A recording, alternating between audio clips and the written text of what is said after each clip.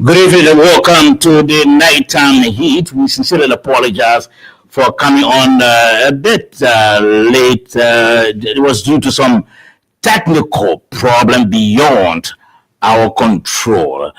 But we are here tonight, and of course, tonight promises to be very, very interesting. This program is on Prime FM tonight on 105.5. We are also being relayed by Radio Gegema, that is in Nimba County, Kwatika Bonk, and of course, Wolodisi in Lofa County. We are streaming live on our YouTube and our Facebook page, our YouTube channel, and our Facebook page. Just go to where they have the search if you are using the YouTube or the Facebook. And of course, you tap Nighttime Heat, 3 words. You're going to enjoy the show. You're going to watch the show online. And of course, we want to encourage you. We want to implore you. We want you to please share the show so that your friends, your relatives, your loved ones, your partners can also follow on what is happening tonight. We want you to share the show so that those you are connected to can also be in tune. Of course, they can also follow the show and enjoy the show. One of my panelists, George Kennedy, just walked in. Moses will not be here tonight due to some major engagements. So tonight we'll be looking at a couple of things, but we'll have hopefully Bon County Representative Mama Briggs will be right here as our guest. That is Aiseri. We'll be looking at. I'm sure you heard about the upcoming march to protest or to call on the government's attention to do something about drug addiction.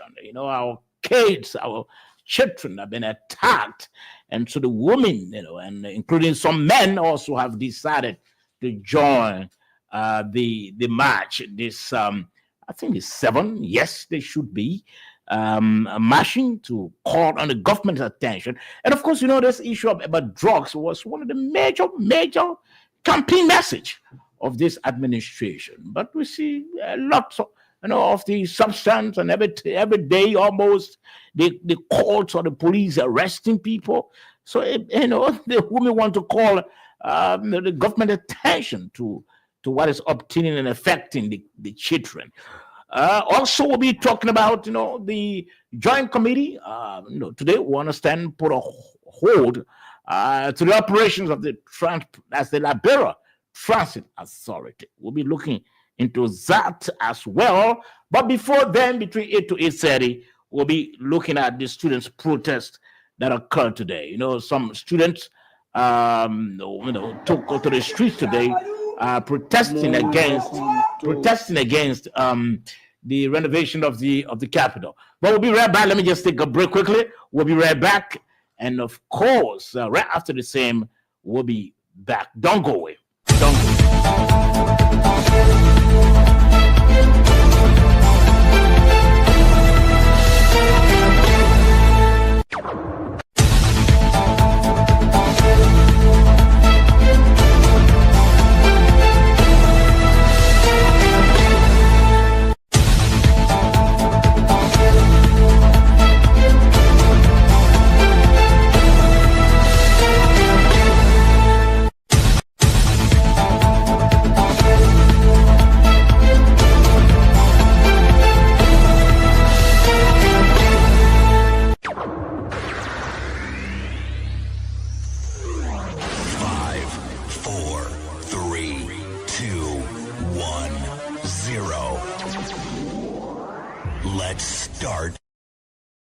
And of course, we've started already. We have to take that just break. split screen this using the fancy we're Opera getting browser. feedback. We're getting feedback quickly. Let's try this. Aria AI. What are the We are coolest getting feedback. Our categories producer, of transparent kindly products? check it out.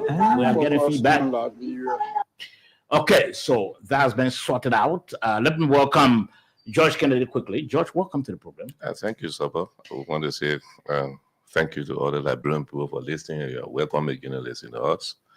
And thanks for the technicians, great technicians here. Okay. Yeah. Okay, so tonight we want to have Moses engaged, heavily engaged. So unfortunately, you'll not be here. But I want us to look at the students' protest today on Capitol Hill. They in fact set ablaze tires. We saw the smoke, in fact, in the air, and that resulted into police riot police, coming in to dispel or to break down the protest. So let's try to have let's sort of play this tape before we can go into that. And of course, we want to ask our people: is it justified? That every time a group of people have some grievance or some grievances, they take to the streets. Is it justified for the democracy that we're still trying to build? Is it justified for our democracy? Let's try to listen to the tape quickly, and then we'll return.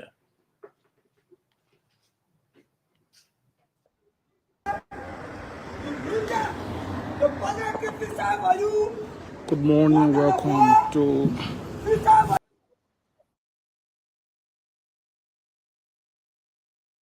You're listening to the Nighttime Heat right here on Prime FM 105.5. We trying to upload the actual tape.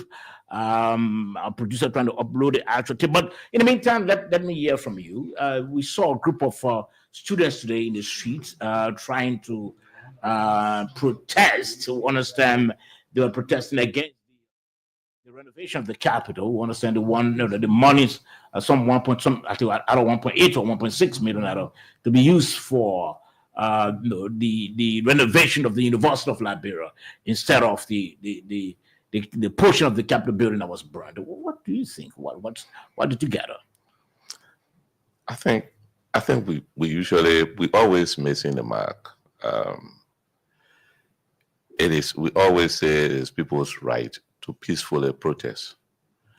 But sometimes when you've done something over and over and you know that you're not getting the kind of results and you still want to be on the same tactics, it's wrong. Everyone knows that the UL needs some capital investment. But tell me something, the Capitol building got on fire, the investigation went on, and the matter is in court. Should we allow that building to ruin down?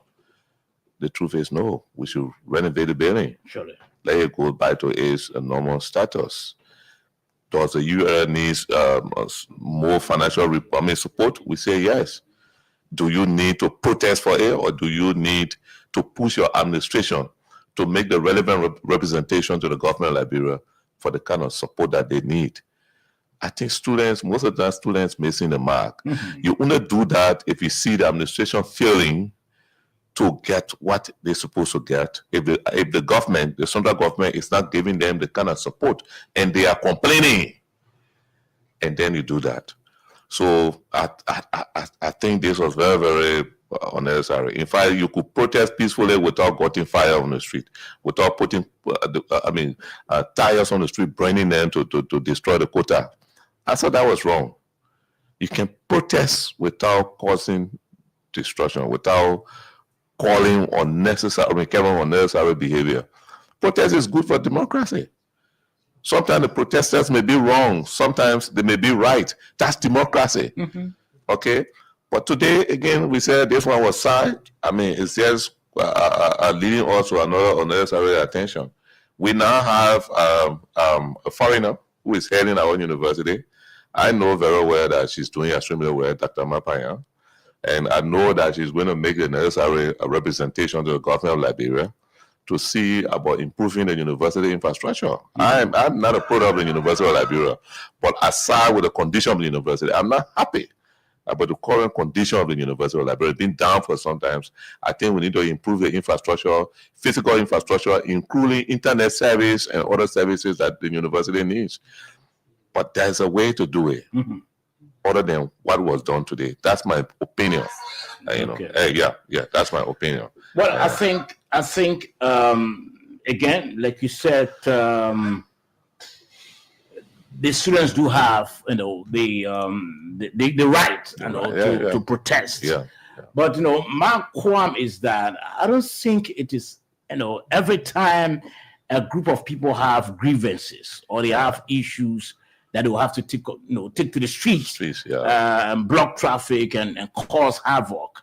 That issue could have been, handled in a way where the University of Liberia administration, the students forming a committee, and along with the University of Liberia administration, meeting the leadership of the House of Representatives, the legislature, of the legislature. But to take to the streets, I think I don't know, but we have to put it to our listeners, our viewers.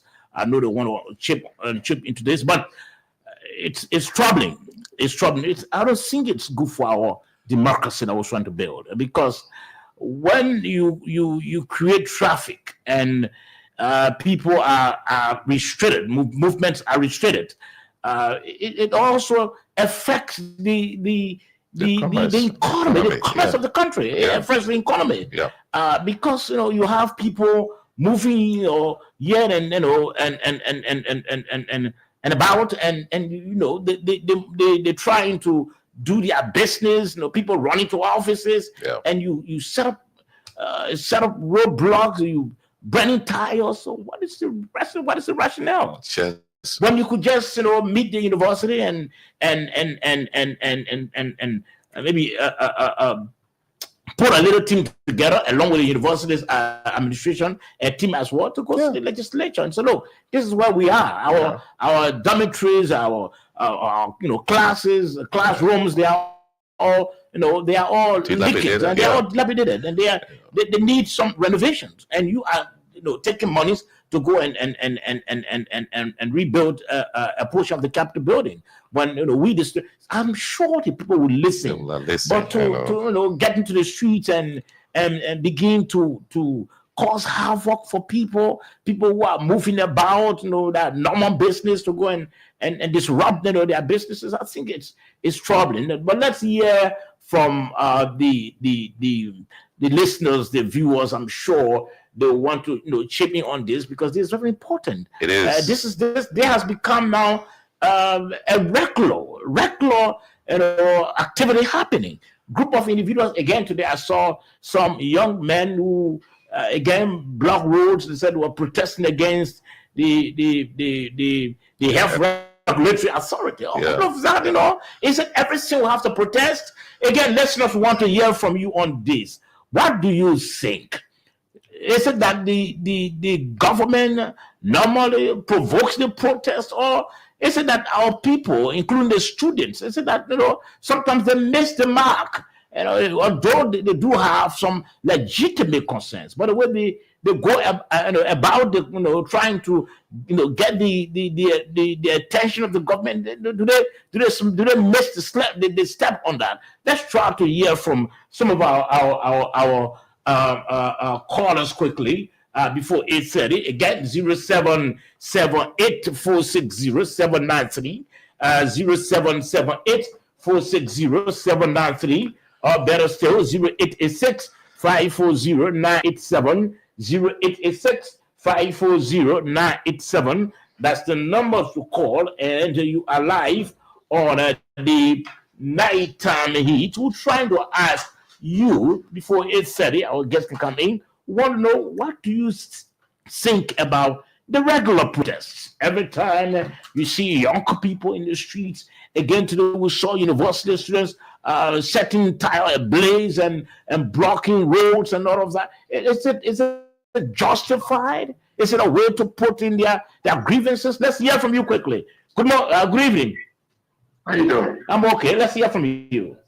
This is Dame. Okay. The issue of the University of Liberia protests all of the time. I think if we can reflect our mind, President Taylor talked about removing the University of Liberia to Fender. Mm-hmm. There is nowhere in the world university can be attached to executive mansion. Nowhere in the world. So take the guys to Fender I mean, ask them, because they have a leadership, like the way Marcelo used to do it. Want to know guys, talk to them. Ask them, what is their problem? Because I guess you guys cannot just jump and get in the street. It's not possible. There is something bothering them. So let's ask them. That must be fair. Yes, I agree with you that there's something bothering them. But do you think it's the right channel? Is it the right, the appropriate step to take if they have issues bothering them? I would say the Liberian government only understands protest. Most of the Liberian government, they only understand protest. They don't believe in dialoguing with students or dialoguing with problems. But they believe in protest. Do you know protest? They draw their attention. Do you know the aftermath of the protest? Do you know what the protests do to the economy? Do you know how? My brother, I agree. Every holiday that is in a country or every standstill in a country, it reduces our revenue. I agree for that. But what I'm saying, those guys have a problem. I guess they started taking the problem to legislators, and they are not hearing them. So the only thing that the Liberian government can understand is protest. Okay. So do a peaceful protest, then they will understand. They will draw their attention. So in another word, you are saying that the protest today by the university students protesting against the renovation of the Capitol building, you think the protest was justified today? It was not justified, as I said. I was going to say it was not justified. But what I'm saying, get dialogue with them. Okay. They have a dialogue. Okay, you've made your point. Let's try to hear from another caller. 0778-460-793. Again, 0778-460-793. Or better still, 086-540-987. Again, 0886-540-987. 0778-460-793. We're trying to hear from you. Do you think the regular protests, either university students or other group of individuals protesting, do you think those protests are justified? Are they the appropriate channels to handle issues? Let's hear from you quickly. 0778-460-793, or better still, 0886-540-987. That's the number to call. 0778-460-793, or better still, 0886-540-987. Again, please share the show. We are streaming live on our Facebook and YouTube channel. That is, you can just tap Nighttime Heat, and of course, you're going to watch the show online. Also, we are streaming live on Prime FM 105.5. Let's take this call on the line quickly. Good evening. Yes, sir. Thank you. My name is Mohammed Pascal. Okay. Yeah, each of protests in the world are becoming the order of the day. I think it is so much of falsely all the time for the university students. All of the time you see them protesting, burning time, all kind of things. There's an answer for democracy. If there's anything, there's a way to address it. I think peacefully than to be going on the street, burning time, protest, and the university are becoming the politics now is more education at the university. I don't know what is going on. So really, I want too much of party politics at the university should be abolished. It causes serious problem for the economy. All of the time protests, unnecessary protests. It's not good for our democracy. That can scare investors away. So okay. Many thanks. 0778-460-793. What do you think about the constant protest by other student grouping or some individuals, group of people, wanting government's attention, wanting the issues to be addressed, and so they get into the streets, they set tires ablaze, they ground the movement of people? Is it the appropriate way to handle our issues? Is it the appropriate way to get our messages across? Let's hear from you. Do we consider as to what does it do for the day's revenue for the country, or people moving around, business people trying to do their business, people going to offices, they are grounded, traffic is grounded? Do you think that's the appropriate way to handle issues in the country? 0778-460-793, 793. Again, 0778-460-793. Or better still, 086-540-987. That's the number to call, and you are live on the Nighttime Heat. Again, 0778-460-793 or 086-540-987. The issue of protest, we want to hear from you. Do you think that should be the appropriate way? Let's hear from you. Yes, sir. Yeah, I'm Jeffrey Kuman. I call from Carlton. Let's hear from you, Jeff. Yeah, thank you very much, Mr. George, for the brilliant topic. You know, protest is not a bad thing. I heard someone say protest is not good for our democracy, unnecessary protest. Which protest is unnecessary? Every issue that those protesters are raising, I mean, it's people petition their government. This government, when in opposition, campaign to the Liberian people that a lot of things Georgia was doing, and the essence of the Liberian people elected them was to change some of those things. Unfortunately, they are bending or even doing worse than what the previous administration did. You can have a university where the president or so far commission or quote unquote commission a doctorate degree at a university, and that university lacks standard. It's unfortunate. You can have teachers facing challenges with their salaries, and you want to prove that you are doing a lot without even acknowledging some of those challenges that you have. Or in a public, then you will say that Liberians are happy, everything is better, when things are getting worse on a daily basis. In the health sector, every ministry, every sector of this government, there is high level of corruption and lack of care for the Liberian people by this government. They campaign with rhetoric, and these rhetoric are hurting the Liberian people. So let me ask you. Let me ask you. Does that warrant protests? Say that? Does that warrant protests? It warrants protests because those issues raised several times, and the government failed to listen to the plight of the people.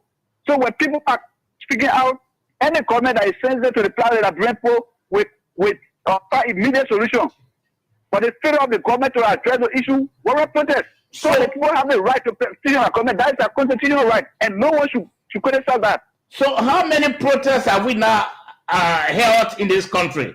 How many protests? You say how many times we have not protested in this country, and yet things still remain the same? Very good. We have protested several times, and there is no time limit for protests to take place. Once the Constitution provides the opportunity for every Liberian to petition the government, whether it is 100 times, Liberians have the right to petition the government, especially the government that came on the matter of rescuing the citizens, that the citizens were in dire need, so they came to rescue the citizens. If the government is bent on doing worse than what the previous administration was doing, that there is a need of protest. We continue to hold at the end. The protest was the beginning. Okay. There's several protests that will be had in this regime. Okay. Liberians will speak out, and we get in the street, we make sure to petition the government, we put our feet to the fire, and there is nothing anybody can do to stop Liberia for exercising our constitutional franchise. Thank you for the opportunity. Okay, many thanks. Let me continue with taking more calls. Again, 0778-460-793. Let's take this caller. Good evening. Yes, sir. Yes, sir. Hello, sir. Yes, sir. I'm okay. I'm here. This is Mr. Universe calling from DC. Let's hear from you.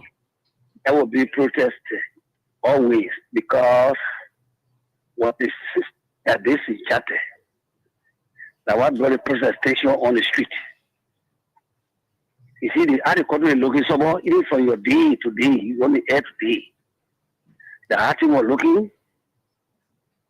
Answer what, Josh? Answer. Today, Liberia today, in the regime. Say the difference. I said today and today regime. Yeah.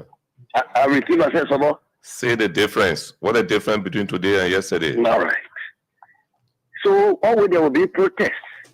So long the citizens say, "Oh, they will protest." You know, black people protest a month before last. Okay. I know people always protest, but let me ask you. We've held protests on several occasions, and so many times we've held protests. Yeah, why change? I come in now. Why has change? I say made. So George. Yes, sir. Yes, sir. Doing due diligence. This Paris or this independent people can only see the food that the black people. They develop people that can only see the blind. They really independent people that can only see. Okay. Let's take another caller. Yes, let's take another caller quickly because we have another caller on the line. 0778-460-793. That's the number to call. Good evening. Hello? Yes, sir. Let's hear from you. Yeah, my name is Matthew Kwate and I call from this evening. Okay. First and foremost, I want to say a very useful for the topic on the discussion. And the issue of protest, I think as many of the callers said, is the constitutional right of every Liberian, but it also goes alongside with responsibility. If you decide to protest, you should be held liable when anything goes wrong. That one. Number two, the issue of what has changed since the United Party government got to power, so many things have changed. Let's first all go to the NTA. The NTA contractor will not pay on time. Today, people who have few contractors that we've got, they are paying them on time. In fact, they get paid even before the GOL payroll people get their pay. Not only that, today, if you go around the same NTA, you'll find out that things have changed because the company is completely clean. Completely clean all around it. There is some law and order at the NTA presently. People are going to work in every ministry agency on time. They are signing in, they are signing out. Things have changed. Don't look at the price of the bag of rice. Bag of rice now is sold for $14. 14 United States dollars. We inherited, the United Party government inherited the bag of rice at the level of $16.75 at the wholesale and $18 plus at the retail. What would people continue to play a black eyes that in the past they protest and so many things have changed. Okay. So many things. In the past, another thing I want to understand, the issue of corruption. We never knew that the corruption was holding this country. Only when the United States government during the power administration sanctioned almost 3 or 4 of our government officials, there's the time we get to know there was corruption. But now, the president himself, from door to door, house to house, room to room, is bringing out corrupt people through the GSC and the other anti-graft institutions. How would they say things are not changed? Okay. Thank you very much. Thank you. I'll come in, Mr. Kennedy. 0778-460-793. Again, 0778-460-793. That's the number to call. Or better still, 086-540-987. We are talking about protest.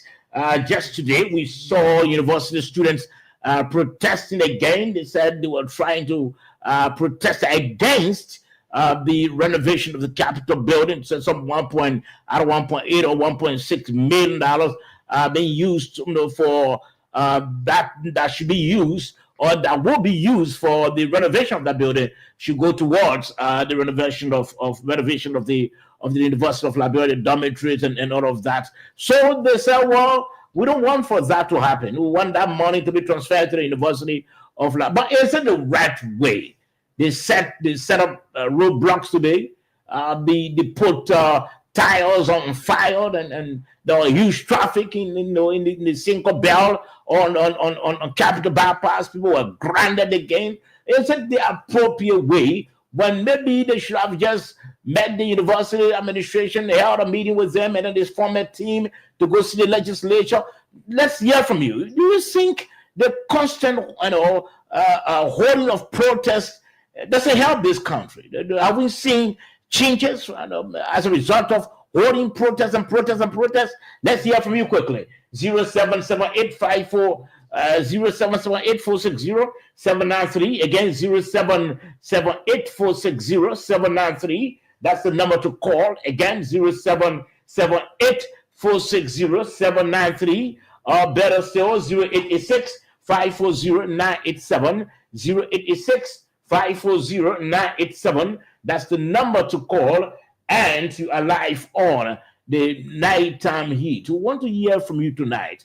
What do you think the constant protest? Every time we are protesting, small things happen. We get into the streets and we reduce what's supposed to go into the government's coffer as revenue.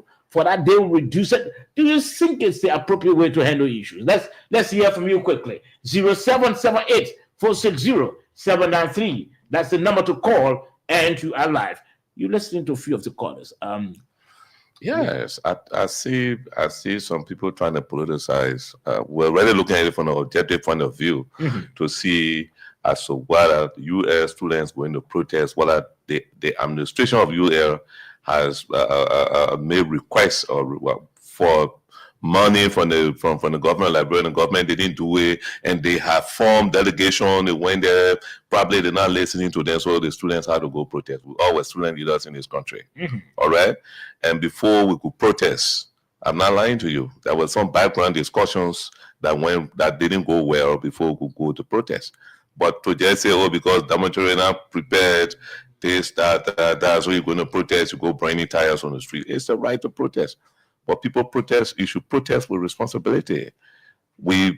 As I said in my initial comments, I said it is the students' right to protest. And I also said that we are aware that the UL has some issues. I'm not a product of the University of Liberia. I issued an addendum. And I said the infrastructure there is not looking correct. And I also said the internet service, a lot of things are not looking correct that we need to look up to. But we all saw what happened to the Capitol building. Okay? What happened to the Capitol building? That building needs to be renovated. If you cannot tell the people, don't use our money to renovate the place, use it for you. Say, look, please find money to see about what is going on at the University of Liberia, improve it. But don't say, don't use the money. No, you cannot demand in that way, in my view. I don't think the president of the UL was in favor of what went on today. That's how the students, most of them got lost after the police, when they escaped the scene. But I think those students that did it, I thought that they should have first met the administration to see where they are, to make proposal to the administration. The administration, there could be formed delegation to go to the Capitol building to meet the heads of the legislature, to talk with them. And then most of the time these things can work during the budget preparation process, which starts this month. It's a good time to start this type of discussion, but through protest, I don't really think it's timely, and I don't think that it is good to block roads, set tires ablaze, and cause chaos in the traffic. I don't think it's necessary. Yeah, sure. Yeah, the University Library is a microcosm of the larger society, or the university as a whole. I don't think we should be engaged in unnecessary protestation. Our work mostly should be the kind of advocacy and academic work that should improve on the campus. Okay. So you're listening to the Nighttime Heat right here on Prime FM 105.5. Again, share the show. We are streaming live on the Nighttime Heat Facebook page and our YouTube channel. We are streaming live. We are also streaming live on Prime FM Radio 105.5. Very, very shortly, we'll also be speaking with the chair of the Committee on Transport, Representative Momo Siafa-Boro. He should be our guest, and of course, we understand that it's already connected. We're trying to see him at the backstage, and after which we'll speak with Representative Mema Briggs as well. But let's hear from you first, Representative Boro. Welcome to the program. Welcome to the Nighttime Heat.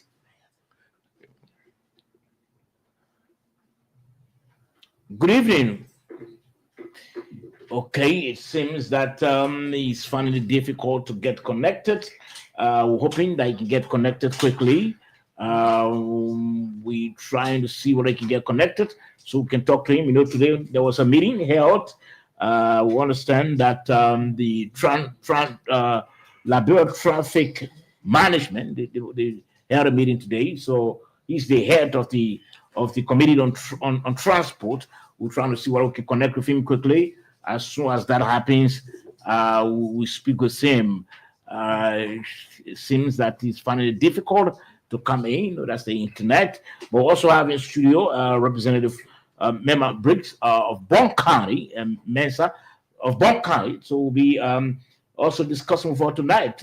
Again, we're trying to connect with Representative Momo Safa Boto to hear from him about the outcome of the meeting held today with the Liberia Traffic Management and some employees of the Ministry of Transport. But it seems he's finding it difficult to come in quickly, and so we'll soon connect with our guest in studio. We'll soon connect with our guest in studio. Okay, so let me give you the opportunity, George, to welcome our guest in studio quickly. I want to, on behalf of the Nighttime Heat crew, want to welcome you, Honorable Briggs. You've always been someone, when we invite you, you're always ready, and we appreciate you for that, because that's how the public officials will be like. Whenever there is a need for your people to hear from you, you always make yourself available. I want to publicly say thank you for that, and you are welcome to our studio again. Thank you. Thank you. It's always good to be in your conversation and see what we can do, some clarity to the Liberian people. Thank you again for coming. Again, like we said, we're trying to connect with Representative Momo Safa Boto. I want to say he's the chair of the Committee on Transport. We're trying to connect with him, but it seems he's finding it difficult to come in. We're trying to see him at the backstage, but again, he has disappeared. So we're hoping that he can still make his way so that we can talk with him quickly. Okay, maybe we'll have to call him on the line. Let's see whether that can happen. Maybe we'll have to call him on the line quickly, and then we can speak with our guest in studio. Let's try connecting him on the line quickly, and then we can speak to our guest in studio. You're listening to the Nighttime Heat right here on Prime FM 105.5. Please have him informed that we can talk to him. Okay, it seems that he's on. Let's try to see what's happening. Okay, so we're trying to connect with him online to see what we can talk to him quickly, and then we shift to our studio guests, because there was a meeting today. We understand the Liberia Traffic Management held this meeting with the House, the Joint Committee on Concession and Transport, and a decision was reached. So we want to hear from him. So what has happened? Do they still have the hold on the operations of the Liberia Traffic Management, or they done? I want to hear more of that. How did that meeting go? And then we can join our guests. Our guest is here for a couple of issues. I'm sure you heard about the match coming up. That's on the 7th. I hope I got it right. Women of this country will be taken to the streets, not like the way the students did yesterday, but I'm sure it'll just be a peaceful march trying to call the government's attention to the issue of. Okay, so let's try to speak with the rep quickly online on my phone because he couldn't make it to connect with our set here. Representative Boto, welcome to the Nighttime Heat. Oh, thank you very much. I can see you, but I'm finding it difficult to come on. I see you sitting and discussing. Okay. I'm happy to be part of this. Yes, I'm here to answer any question that is appropriate for this discussion. Okay, thank you for joining us. First, we want to know, we heard that on 3 occasions, the Joint Committee, your committee and that of the Committee on Concession, called in the Ministry of Transport and the Liberia Traffic Management on 3 occasions, but they didn't show up. They didn't show up until today again you schedule a meeting to meet them. Did they show up today? Nada. Negative. They did not adhere to our call again. The traffic, Disrespectful to us. the Liberia traffic management didn't show up? Not at all. And it was so disappointing again. So why were you calling them? First, let's ask, why were you inviting them? Well, Mr. George, we are the people's deputy. So whenever these kind of situations are occurring in our nation, it is our duty to hear from all parties. So as we can be saying, as a neutral body serving the country. So we invited them to hear what they have to say. And then at the same time, we've heard from the Ministry of Transport. So if we got to give their day in court, we have to hear from them. And then we also have to tell them how we see things. So it is just fair enough to call them, to our hearing, to hear what they have to say, what they have to present, and then we can let the Ministry of Transport also present all of those documentations that they have, and then we go into the nitty-gritty. However, to have this kind of a disrespect to our hearing, I don't think is a good step. So did you have, because I'm sure you also invited folks from the Ministry of Transport, were they there? They are always willing, prepared to come all the time. Now, so what decision has been taken? Well, this is what happened, Mr. Josh. We have a unique camera. We have a bicameral legislature. Mm-hmm. So we have the Senate, we have the House of Representatives. So the Senate has sent a communication concerning this same issue. And we now, as the representatives, our position right now is to halt the Liberia traffic management process temporarily until we can have a full investigation. Now, we decided in a leadership meeting today that we're going to ask the chief clerk to communicate with the executive and to inform them that LTM should stop all of those activities they are engaging until we can come back from our vacation and then go into the concession that they have, that they have, and come out with a decision. Remind you, we cannot take, the highest decision-making body is plenary, and now we are on vacation. But at the same time, we can put halt to the process while we are waiting to return from our break to have a final decision on this. So indeed, we are saying that LTM should stop temporarily until we can go through the process, and we want the Ministry of Transport to continue to do their work while we review the concession when we return. Now, let me ask you, Mr. Chair, on transport. Didn't you see this concession? Didn't it pass maybe through your committee and other committees review it before it was granted, or before it was approved, for which the Liberia traffic management came into being? Didn't you see it before?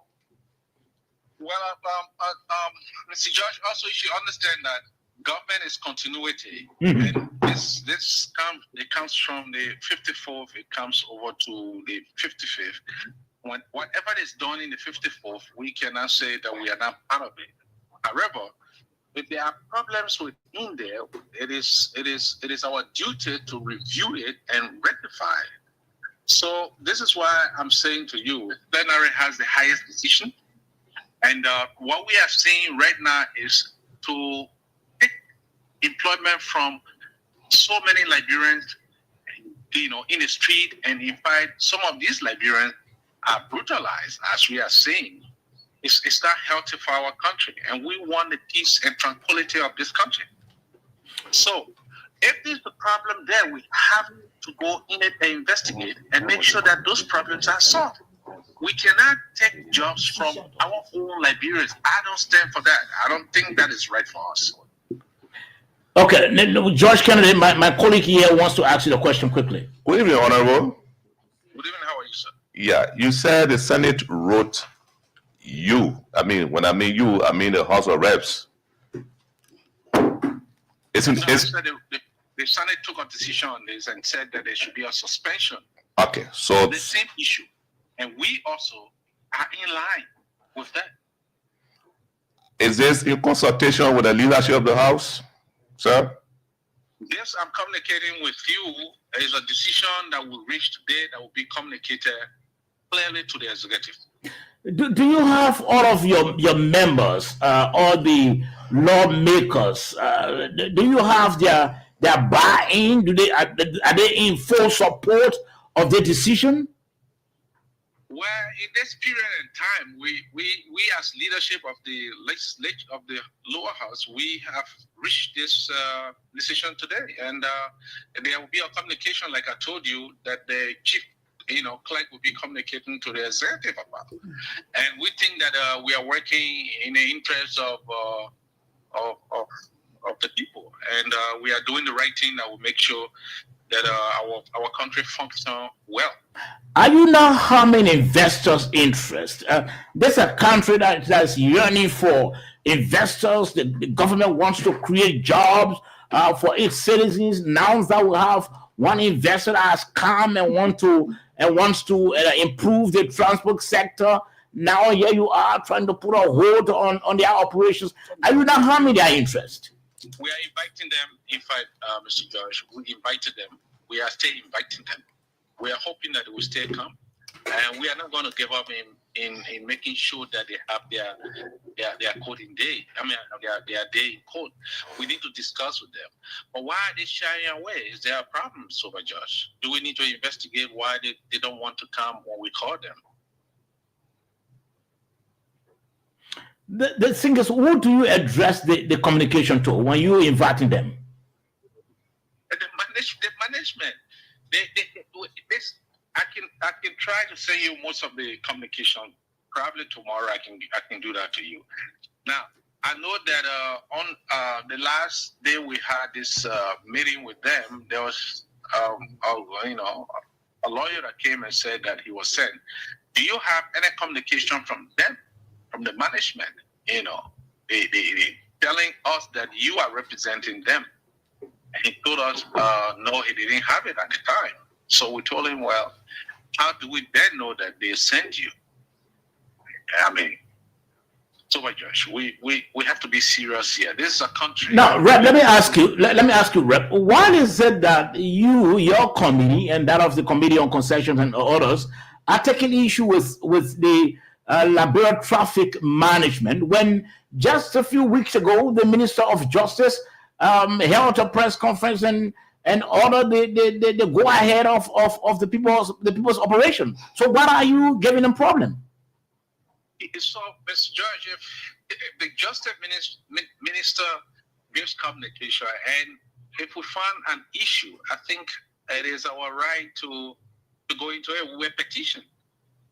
Remember that, and we are here. Whenever you bring petition to us, we have to go. We've got to look at the merits and the demerits of what we did petition for.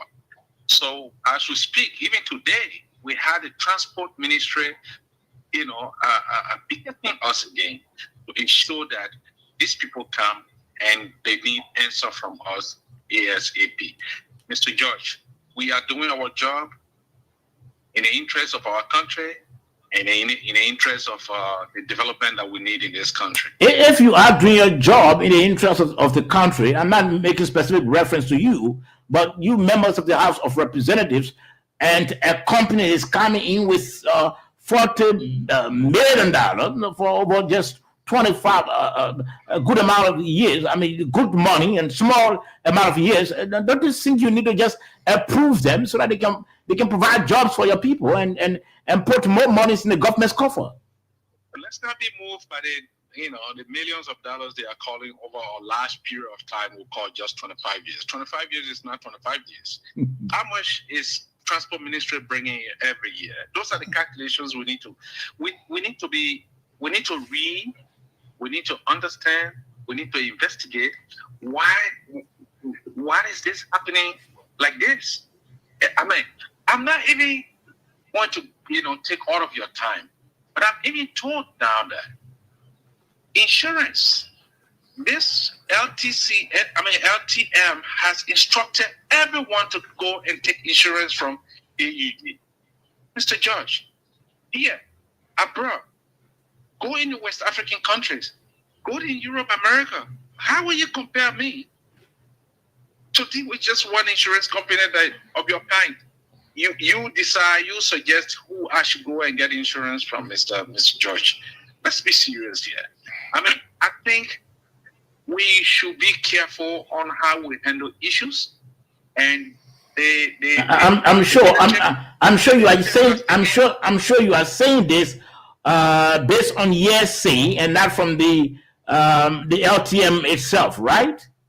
Well, communications are coming. That's the reason why these informations we are getting in communications, we want to lay it down and discuss it with these people. But can you please just encourage them, all of us? Let's talk to them. Come to our hearing, and then we discuss. Okay. There could be other things that we need to hear from them that we have not heard, probably that could help them. I don't know. But in this time, in this period, with the kind of situations all of us are faced with. Today, again, we went to that meeting, to the leadership meeting. It was hard to even sit in a meeting. You have our workers, our Liberians, they must be in the ring, picketing us. We had to go speak to them. Hold on, we are staying in the leadership meeting. And we went in the leadership meeting. And we took a decision, and that decision, is to be communicated to the executive. And we think that is done in the interest of peace, of keeping the peace and tranquility of our nation. We think that is in the interest of the government. We think that is in the interest of our citizens. So your decision is the LTM will halt operation pending your return, right? Yes. We should revert to status quo, in fact, while we go through the process. I mean, we're going to do this. It's going to be an open discussion. You will be part of it. The journalists will be part of it. You will see where we think there are problems, where we need to rectify, we rectify, and then we move forward. We shouldn't just hear 40 million, 10 motorcade vehicles, and bicycles, 100 bicycles coming, and then we think that is all to it. Okay. I'm happy my colleague is in studio there. There she's here. A very good experienced lawmaker. She's going to be talking, to you people more about this. But this is what we reached today at the leadership meeting. Okay, thank you. Sorry, I can't come through the video, but thank God I'm seeing you. Yeah, surely, and hoping that one day you can come to studio. Definitely. Thank you very much, Rep. Thank you. Really appreciate your time. Okay, so we visited the facilities of the Liberian traffic management, and we saw a very a huge setup there. Saw some Liberians behind their laptops and Liberians working and just moving about. But I don't know why they chose not to just honor the invitation from the House of Representatives. But let's hear from you. Okay. Somebody wanted to say something before we go to our guests. Mm-hmm. That's gross insubordination. You don't disrespect the legislature. No concession is above the legislature. When all you are summoned, you should appear. Even private citizens can be summoned, and you must appear before the legislature. When they say the House plenary, you must go there. I'm not using the word should. You must go there. You have the right to go with a lawyer, but to refuse uprightly shows that this company has problem. I told you the other night here that the minimum revenue per year Transport Ministry generates from this is around $9 to $10 million. If you multiply it by 25 years, you get it 225 million. Somebody bringing 40 million for 25 years. This happening in this country. If our lawmakers allow it, they're going to get backlash from the population. It's no joke. Okay. He's my panelist. He has his own opinion, but let's try to introduce our Dave Cody. Dave, let's hear from you quickly, Dave. Let's hear from you, Dave, so we can join our guests quickly. Yes, Dave, go ahead. I'll be very brief. Let me say good evening to the representative in there, a very good friend of mine. And I agree with Mr. George. Look, you see here, I think the legislature has taken a bold step and it will stand. It must stand. Like Mr. Kennedy just mentioned, who are these people to disrespect our lawmakers? The fact that it refuses to go there means that something is wrong somewhere. Something is wrong somewhere. How can you refuse to go to a call by the lawmakers, those who represent the people that you want to work for? Something is wrong somewhere. You know, I'm surprised to even hear what the lawmaker is saying because I heard a different thing, and from his comments, I'm very happy. I learned that the Senate told the people to go ahead, and then the representative said, don't go ahead. But for this lawmaker to even say today that both groups have taken this decision to put a hold, I think it's a good thing in the right direction. And I don't think this issue has anything that will embarrass our people here. Thank you very much. Thank you, Mr. Cody. Let's try to welcome our guests quickly. Madam Rep, welcome to the program. Thank you, Saba. And like I said, it's always good to be here. I know I've been having a long day, but you know, when you call, I have to be here. So I feel delighted at least. I hear people talking for the lawmaker today. You're not blasting at us because we are the seven as the people. I know it's a tedious job, but sometimes the decision is worth making. Okay. And for me, I wouldn't allow anyone to disrespect the lawmakers. If you are called by the House, the best you do for yourself is go and explain yourself. No man is above the law, and no man can disrespect the people deputies. Sure. I believe the intent and the crafters of this law, which happen to be us that pass the law, we have the power to stay so we can repeal it. We have the power to stay so we can amend it. My point is, it should be done in good faith. I disagreed with the TM for disrespecting our colleagues. I know the first time we got into this thing, before they could get a letter from the executive, they will call and they said the case was in court. I think based on the verdict that was rendered to them, that they was right, they didn't have anything that they did wrong, and then the executive proceeded. But then we can sit also as a team and say, okay, what are we going to do? Let's look at this. If we can amend this or we can do this, but come and sit with us and listen and see what you can make your case with, but refusing over and over to say that. But I think my colleague proceeded well, the first one, by writing the executive, because when we see flaws or we see problem with legislation, we write the executive to either halt the process or review this clause and let us know what is happening. I know they have very good equipment. I visited the site. Yeah, sure. This thing been a long time. Again, I say we saw good equipment. They had a good intent. Yeah. And one of the problems I have is, let's transport be telling you what is it they're going to do new. These people have tow trucks. They're going to have monitoring on they have said, okay, after this year, they're going to have cameras and everything. Fine. Let transport come and tell us if we are with transport, we raise this money, 9 million, like he said, which I need to check properly. Mm-hmm. We raise it every year and we do this. And if you give us this amount as government in the budget, we can also provide something more than this that these people is going to give you. And then we can come back and say, yeah, we need to give it to our people. You know, this particular place we've been arguing was on a motor vehicle. It left from there, it came to transport. So it can also be done anywhere. But my point is, seeing we taking people for other job, again, the government has the right to say, LTN, employ the people, because this is a division, like the law we're trying to make with TVET. We're seeing that we're creating TVET, but everybody that work on TVET must go to the agency and work there. They should be transferred there. So the process in which that's going to be done should be done so we can still come back. So I think they are doing this service. You should come and sit and listen to the legislators. And I believe if we open in this respect continue, we can even look at the law and say how best we want to modify it.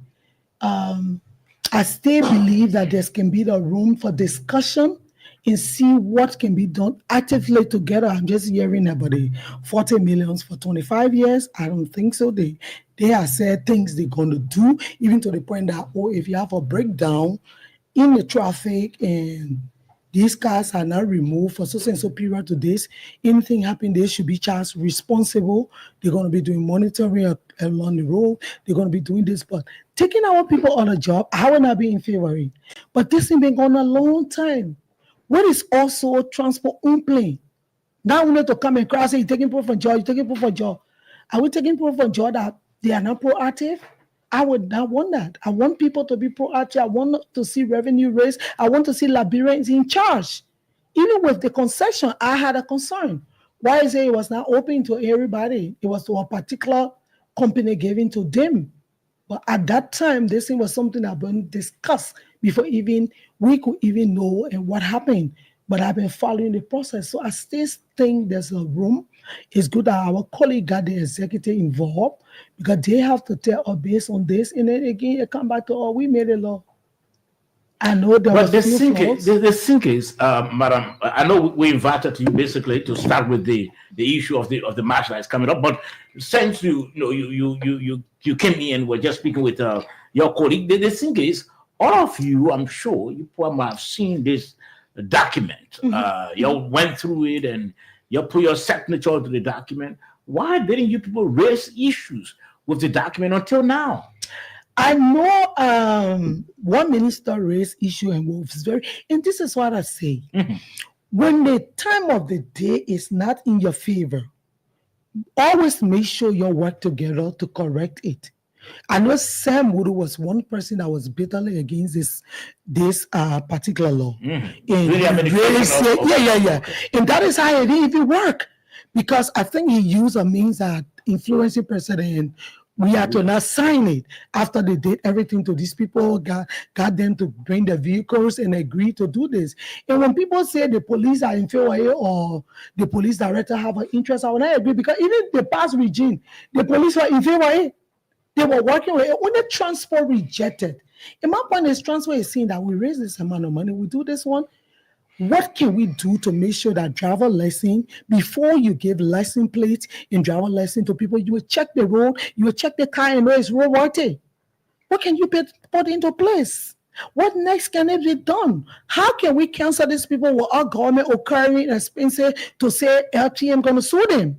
All these things we have to sit on the table, but then refusing to even come to our call, that is disrespect. But again, when we sing that, Reb, people are trying to harm investors' interests. I mean, this is something that I'm sure they might have incurred, or they might have spent some monies bringing in their equipment, and in fact, even the deal that they entered with the previous administration, they might have spent some money, and up to now they have not been able to get anything back. So don't you think it's not good for the image of our country? So for me, where we sit right now, I know LTM have a legitimate concession. Okay. So the concern on the table is the Liberians that don't have a job. So if we as legislators were going to sit with them, I believe that these staffers, if this concession is going to stay in, if it is legal, they are not in any wrongs, should be transferred to them. If the country is going to lose money, and we can also look at it and say, we're going to change it to them, we sit together. But the refusal is causing problem. Also, you can come in our country, even if a concession was done and documents were given to you, and there's an issue raised, come and listen to us. The fact, Come and see what will be done. Let me ask you before we go to your issue. The fact that the Ministry of Justice held a major press conference. I was trying to upload the statement and came up with a statement, giving these people the go ahead to operate, to function. Don't you think the fact that the Ministry of Health can do that, it means that the chief executive is also in the know? So the thing is, this is 3 branches of government, right? We all have our rights. We can make a law, and tomorrow there can be a backlash, and we can sit and discuss. So my point here is, the citizen are seeing that there will be other jobs. Elton, how can you come and tell me, now that you have been given the right to do this, how can you incorporate our citizen? And the next thing is, we have lost a lot of concessions, which my colleague just said. I wish I can see the documentation that comparing people to go to a particular place. Why are you sending people to only one insurance company? Why are you increasing the amount to say taxi will pay 200 days, 175? I think that's just propaganda, because I'm coming, let me just bring you up to speed. I visited, I'm not doing PR for the company anyway, but I visited the facility of the company, because I wanted to get some agent to come and, or representative come and come on the show and so okay, hear more about them. And a guy was there who knows me very well, and he was taking me around. And I asked how much to register this vehicle, small vehicle like taxi. He said $75. So he said we don't know why the people are taking the last form and saying that we inflicted the process and all of that. So again, Sabah, this is it. This is a big company that have a concession that is raising concern everywhere, even in the diaspora, everywhere. Why can't you have a public relations officer to give your listing? Why can't you print it on your website? Why can't you publish it in the newspaper? Suppose you take off for granted. And the thing is, you say just the ministry get in the choir. So does that mean the people deputies will be disrespected? No. And I say they got a genuine cry. I think they have a good intent. But if we don't discuss these things, so let's talk to tell you, okay, we're not canceling it. You have this time. It's thing to be reviewed. But this is what we want. The staffers that was on the front should be given first preference or employment before other people. That could work for us in our society. Okay, let's look at your price listing. Let's know that you could have into the place. I reviewed it. I like the setup. Yeah, sure. When I get there, they got a very good setup where you're going to put in your car. Everything on the spot off to know if your car is having an electrical problem or different. In addition, Josh, they're not going to give you that huge document when you go to Ministry of Transport. They give you a huge document when you have done your registration. They give you something like a card, like the identification card, and on that card all your necessary information, on that card. So if you want for driver's license, you want for vehicle registration, they give you 2 cards, together. And that's I think that's a very good idea. It's good, but again, if it comes with disrespect, then the legislators and people deputy will not agree. They're like, someone call me. I don't know why he's calling me for, and then I refuse. So if I say I have gone through a lot, I'm burned, so it means you must disrespect authority. How you gonna work? Listen, legislator can tell the government, can we repeal this thing? If it costs us to say whatever you spend to bring your cars and other things, we want to pay for it, fine. You want to stay in a different country, you take it. But we cannot take it that our citizen will come to us, and then at the end of the day, we do this. So my point is, even some mistake may have come from us. A lot of public hearings should have been done. Previous government should have looked into the qualms. It was only Sam Wulu alone that was crying all around the place. Even people that was in the ministry was undermining his decision and doing a whole lot of things. There were also a rightful qualms that the court saw that if you say the people didn't have the power to do ID card and driver lesson and lesson plates, but then it's in the table of content. So why was it extracted or other things, and all this discussion was being had? So, but then come back.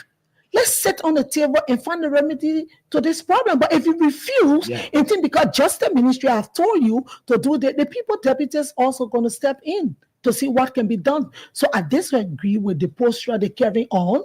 Nothing made them against the law. And I also disagree with people that will say, oh, they give it to foreigner, they give it to this. I want Liberians to have what belongs to them.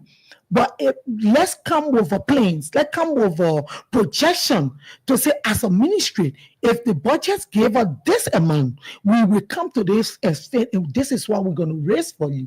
And then we, as national government, say, let's give the responsibility to our people. Okay, but finally, you think it is a good idea, Madam Rep, to outsource the function of a major government ministry? Based on what you want to raise, based on what area we want to move to. Transport is responsible for diverse sectors. Look at what happened into our railways, what happened to the different things coming up. If some need to be done, it need to be done, but it have to be done that we will not have our people losing jobs. Surely. And again, I say, if you outsource in place, the company that is taking this responsibility should be able to take the qualified employees to move with them, not just to leave them vulnerable and start to take new people and training them.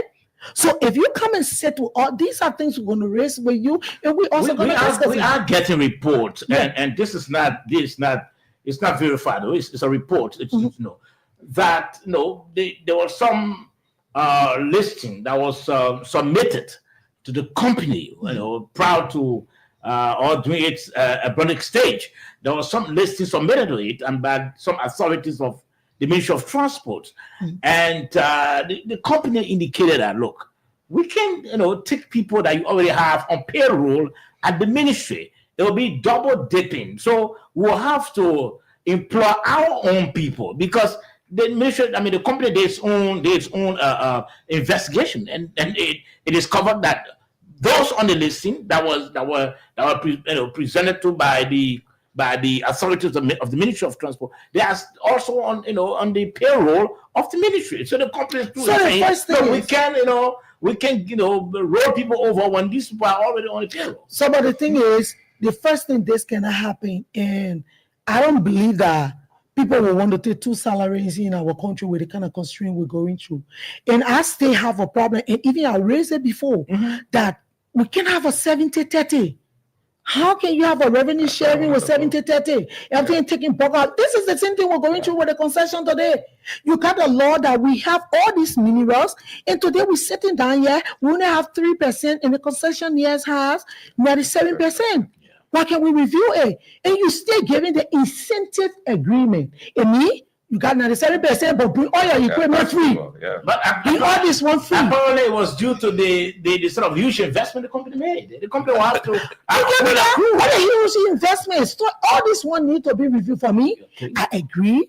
They need to be reviewed. And if the company tell me now, you will send them a listing and say, employ these people. They will honor the motor vehicle that is being transferred to you. And the ministry send it to them and still want to be on a civil servant or on a different place receiving money. That's double taping. It's criminal. Okay. We cannot agree on it. I cannot agree on it. So the fact of the matter is, let people be more proactive. Let people know that they come and say it. Let's discuss. So if the executive called them today, the same justice minister that gave the document as per the concession we made, because I can take us from there.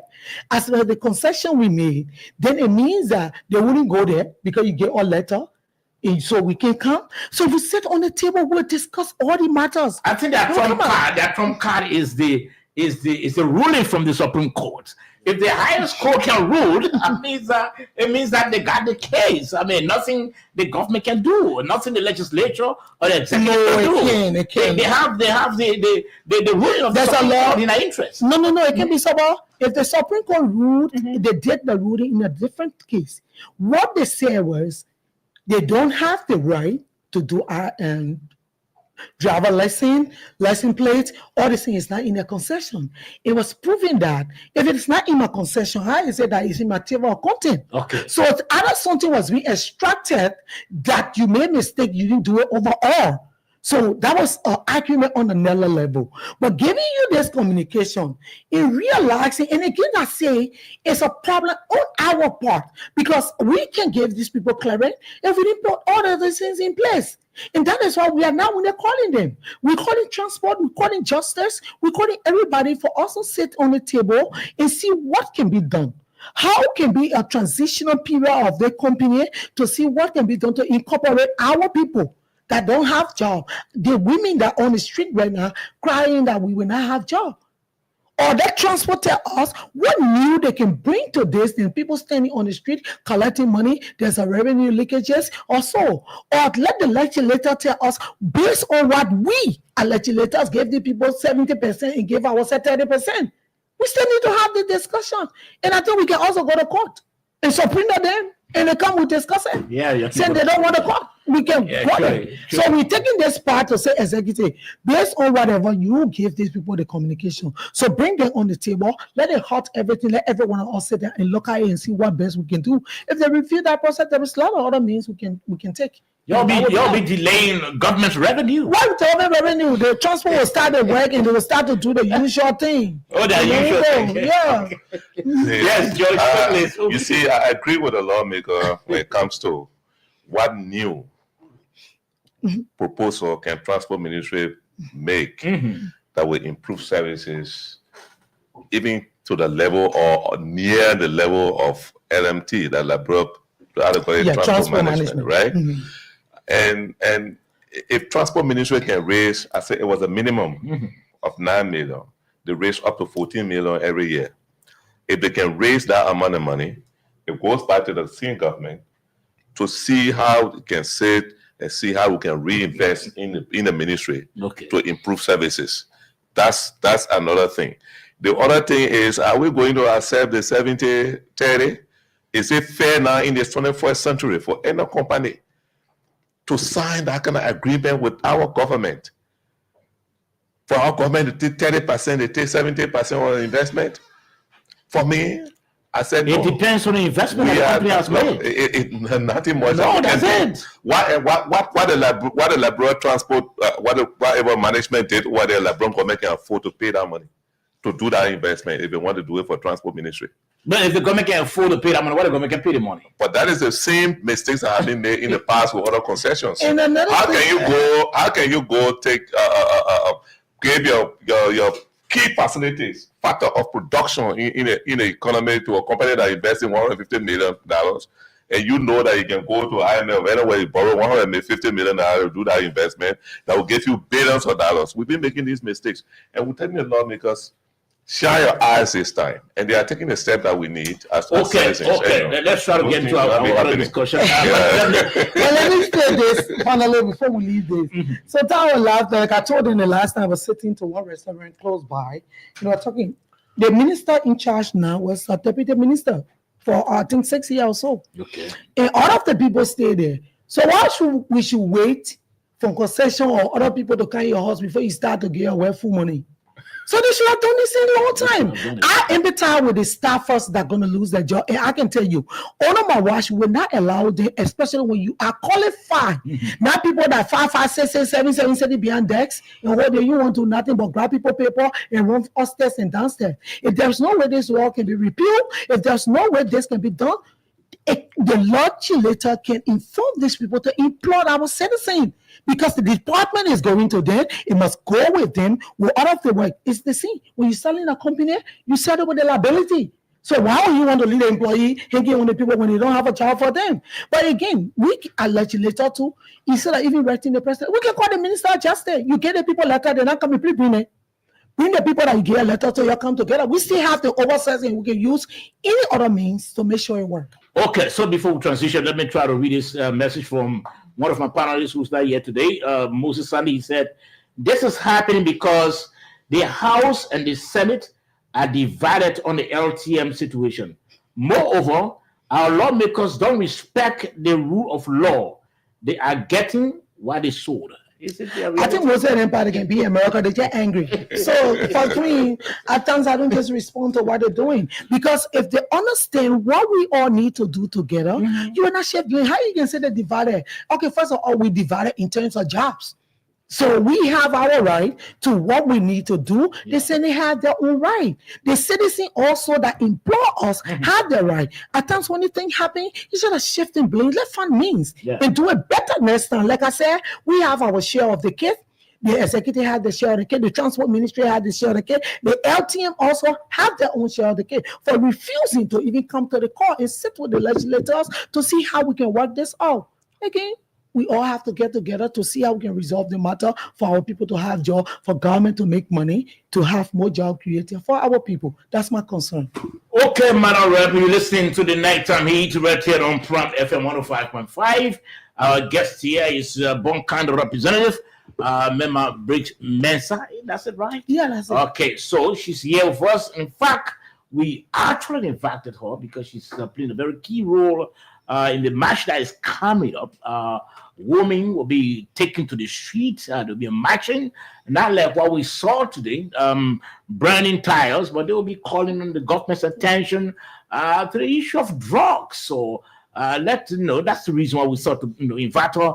And so let's hear from her tonight as to what is the plan and why are they intending to come out now. Are they disappointed?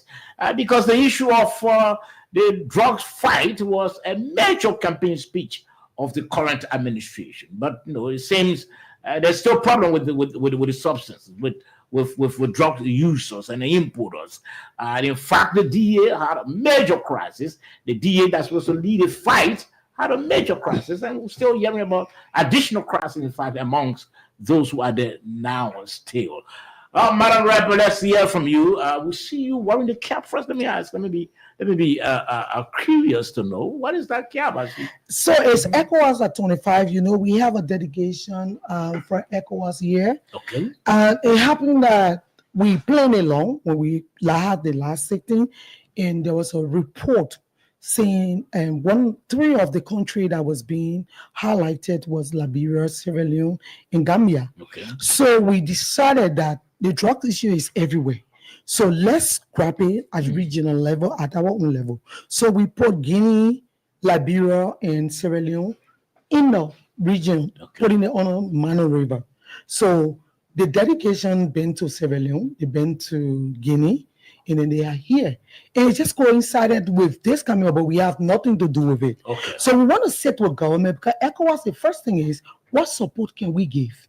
And in giving that support, we want to come up with one law regionally that will govern the process, because ECOWAS have this free movement, they have the Ebola trade and everything. So what happened? How best we can inspect the borders? How best we can work with government to inspect the various entry points?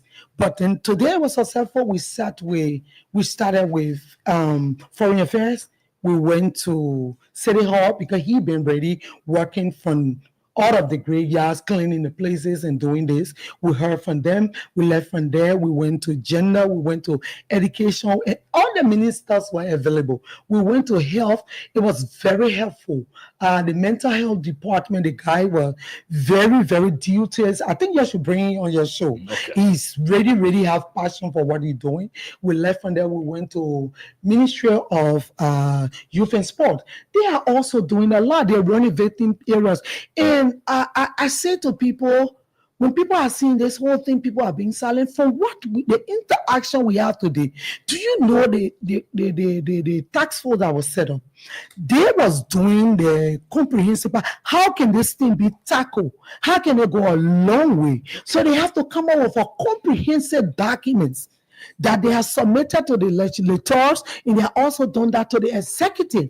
Based on that, that is how we're going to allocate. If we also need to amend certain part of the laws, they have suggested that. If we also need to do what we can do for not running after the children, putting them in jail, but also taking them to a home, healing them and rehabilitating them in the society, either sending them to trade school, either doing something for them for what they want to do.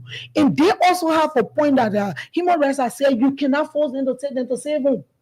They must be willing to go to the homes to be rehabilitated and to come back and fit in the society. So these are other bottlenecks they have, and they're working towards it to see how it can be done. But I empathize with the mothers. I got nephews, I got family, I got kids that's suffering from drugs and other issues. And look at ECOWAS, and we sitting there at the regional level, also taking it as a priorities. So their committees, we're going to go back, and then they're going to get a report to the next sitting. We will be meeting in Ghana in September for the another sitting, the extraordinary sitting. And then November we'll be meeting for our last sitting for us to close off the year. So with that, we'll make a decision. This report will be debated by country. Everybody will put their interest. We will put our interest. Like the chairman was doing one salient point. He said we could even take the guy from the mental health to give some insight and detail about Liberia, how well we're working, how much we need help. And these are the way we were able to think. You saw it. We champion the aspect of the youth center.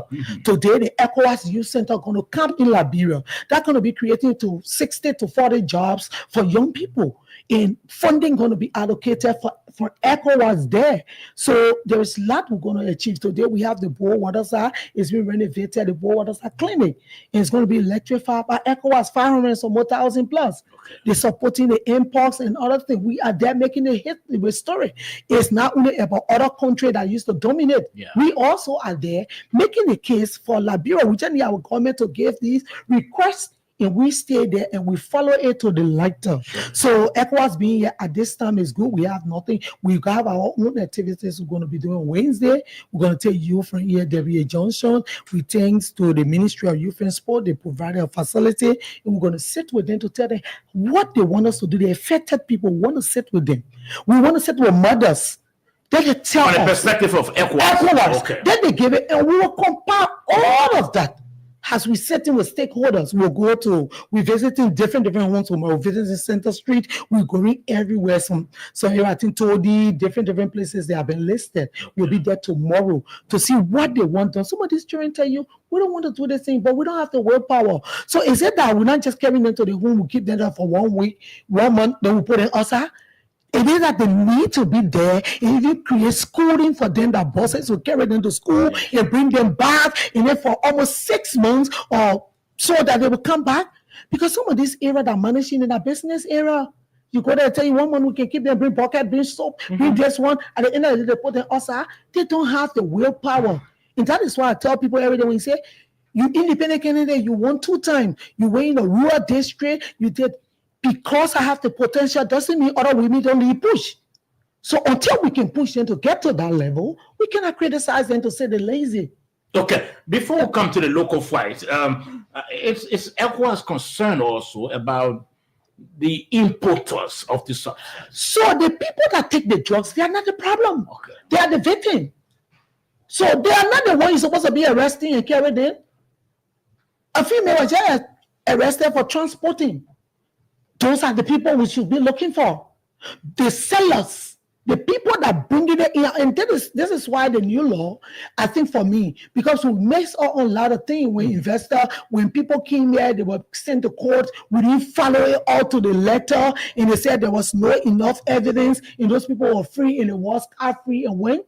And so far we learned about plea that was here in Liberia. We don't know why it put down. The only reason they were arrested in Sierra Leone because it broke down. They couldn't leave. He had a problem with Elena in Sierra Leone. And that's how the government said, today we don't know what happened to it. So from the report I saw from the government, they're still taking it. But I believe that everything you want to do properly, you must have a projection. You must have a plan. So thank God they have developed, the task force has developed a plan, and we are going to follow it. And by the mothers coming up, the parents of the children, take God example, like from what I follow, they are aggrieved mothers that really want to see government in every one of us as legislators. We have the law on the board, even the judiciary, how the sentencing process, how the process of these people that will be investigated will be done. So everybody has the share of the cake. So we all are following it as gender committee. My committee, we are in support of it. We work with them. We have been working with them to see that it's not shifting blame, but it's everyone else coming out to make sure this thing is resolved. Because it's not one person thing. You know what it takes when your child coming to your house, you locking your door? You know what it takes? You can sit and discuss with your son when you see other people, children graduating, and your child sleeping in a graveyard, burning child there. It's traumatizing. But Madam Reb, this was a major campaign message of this administration. The administration came on the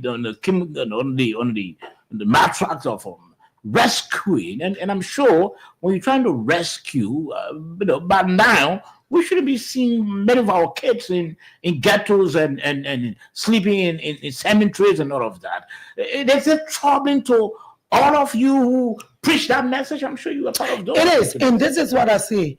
I cannot pass any judgment. It's good that they have a role model. It's good that they have a clear picture, which they should even be giving you some of that documents that they are developed, so you can hold them back, and then now we can track and say this is a stuff that have been declared as a what.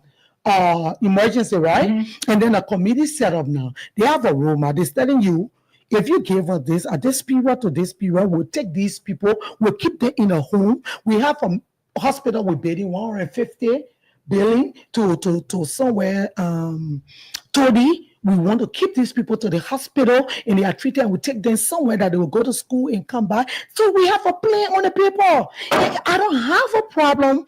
I don't have a problem with the mothers coming out to cry because they've been crying in the secret corner. Sure. So come and cry on the government you elected. Come and cry on the people you put in charge of the job. Let us, we are employed by them. They have all right to come up. What is now political? They don't have any honor tomb of anything. They can all right to come and cry and say, we've been crying in the darkness. My friend was sitting on Facebook. She went live. She was crying for her son. My cousin will cry all day. One time her son called her and said, Mommy, you have to come. I'm going back in Ghana. The next day, she had everything to do. She left to go to her son to see her son. So if we have those homes, you think mothers will be leaving for us, spending money to go Ghana and other places? So it's good that the government has developed a proper document, because of voluminous documents that they are come up with. Let everyone all follow it now and track it. Let the women come out and tell what they want to see. And we also track that and hold government responsible and hold the legislators responsible, the executive, the judiciary, and we all track it to the end. Let me ask you this and question. let the women also, one of the things I want to see the women will do, let us set up a community tracking point also. Okay. Because all of us have to help. You got somebody living in a community, a suburb, they got this 2-bedroom house, because they think that somebody have walking, one may come and streaming, and then every day boys going in coming back. But because they're supposed to pay $50 for the house, and you see somebody paying $150, you in the community, you close your mouth. Community chairman, they're selling to, but we want to talk. Everybody have to share of the cake.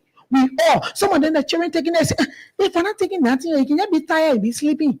Don't hurry. Let's bring it all. Let's take it from the closet. Let everyone all have hands on decks, and we work on it and come up with a plan to help our people. Madam, right before Makori can come in, we have this drug law. We understand it's non-bailable. Sure. Is it not holding? Is the law not working? Or what's happening? Are the enforcers of the law not doing what it's supposed to do? No. How you say that? First, we used to have people, we arrest them from the ghetto and what's selling drugs, and you go to the police station or you go to the court, somebody go, the lawyer go and bail them. But now you say, in my district, I knew people that were doing drugs when I pay DA, we have gone there, they arrested them. Some of them, they took Bapu in jail because we felt that they have control of other area, maybe they go manipulate. We said that some of them have been sentenced for 5 years, some of them have been sentenced for 15 years. So the law is working. Everyone is working. I know the drugs cartel, they are not people to play with. I can tell you, drug cartel can lay by today and say, okay, the next election will bring for 50 or 30 the lawmakers they need for quorum. And they can be there and beat all of us. Because they will come and say, okay, how much you need to run campaign? Maybe 500,000. It's a death work. Yeah. A clique of people. And you look the next thing, you got their quorum. So what you will do? Because when you put somebody in the house, you got to control them. So it's something that we have to come on the bottom. And I like the documents. I know I didn't go through it yet properly because they said they will share it with us, but I like some of the things I will capture. We all have the shared responsibility to do it. You know someone selling drugs in your place, then you call me. The last time my brother was in Calcutta, he was having a thing taking drugs on the street up and down. If there's somebody call me in my district, and you have to pay attention. Your brother looking at boys can be coming and selling drugs. I stay in the triple, the Highland normal. I call the LTA boss. I say you have to do a visitation in my district. You think because my brother will back for him? He's selling drugs, let him go to jail and be sentenced. I won't play with it because I see people cheering. You know what it means? You can have a discussion with your child. Yeah. He was saying, I see me. You're crying every day. Yeah. So for me, I'm ready for it. We'll move on it. I believe the mothers are crying in the closet. They are crying on the pillow. They're coming to cry on us. It's our responsibility to not shame them, but to empathize with them and come up with a means and sit with them and see how every one of us can make it work to take the disease from our society. In stepping up the fight, Madam Rep, do we need to overhaul the drugs enforcement agency? Do we need to overhaul it? We still need to work. I know. There are few people that came in this sector and have good mind, but it takes integrity. It takes strong will. It takes something like you're able to close your eye and jump so. So that is why we can't leave them vulnerable. We must monitor them to the letter. Everybody can be security, insecurity, security, insecurity. Like I was telling somebody, one woman came out that this lady that was being arrested, one senior officer said, let the lady go. And then later on, he came out. Why is it that we haven't called a senior officer and he put in jail yet? Why are we keeping it? I was asking somebody. They said there's nothing. I said, the house the last time I was telling the speaker, we need to invite them to tell the senior officer that said for the lady to go, and later on the lady left before they have to arrest. Those are things. When we start to shame them, when we start to punish them, this not going to continue. If we sit in the drugs issue and start to protect few and shame few, it's not going to be fair. So let's stay followed, brother. If there was a senior officer that said this, there was a memo that came out in the LDA to say, do not take instruction from this other person or the other director. What were the costs? We should be able to ask them. We should be, because every little thing in the drug sector is something that's sparking up. We saw what happened between the past leaders. Yeah. Some of them had a good intent today, every one of them suffer because the men they know how to manipulate their way to have their freedom. So I think every one of us need to be more engaged with the process and make sure that we watch one another. Okay, let's take Moses Sandy on the line. Sandy wants to join the discussion quickly. Yeah, Moses, welcome to the program. Thank you so much, Sobo. And let me say hi to the Honorable. I just wanted to contribute greatly. And Honorable, you don't know me like this.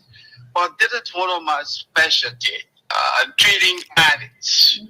I've heard you and I've heard other people talk about this problem in Liberia. Drug addiction is a serious problem.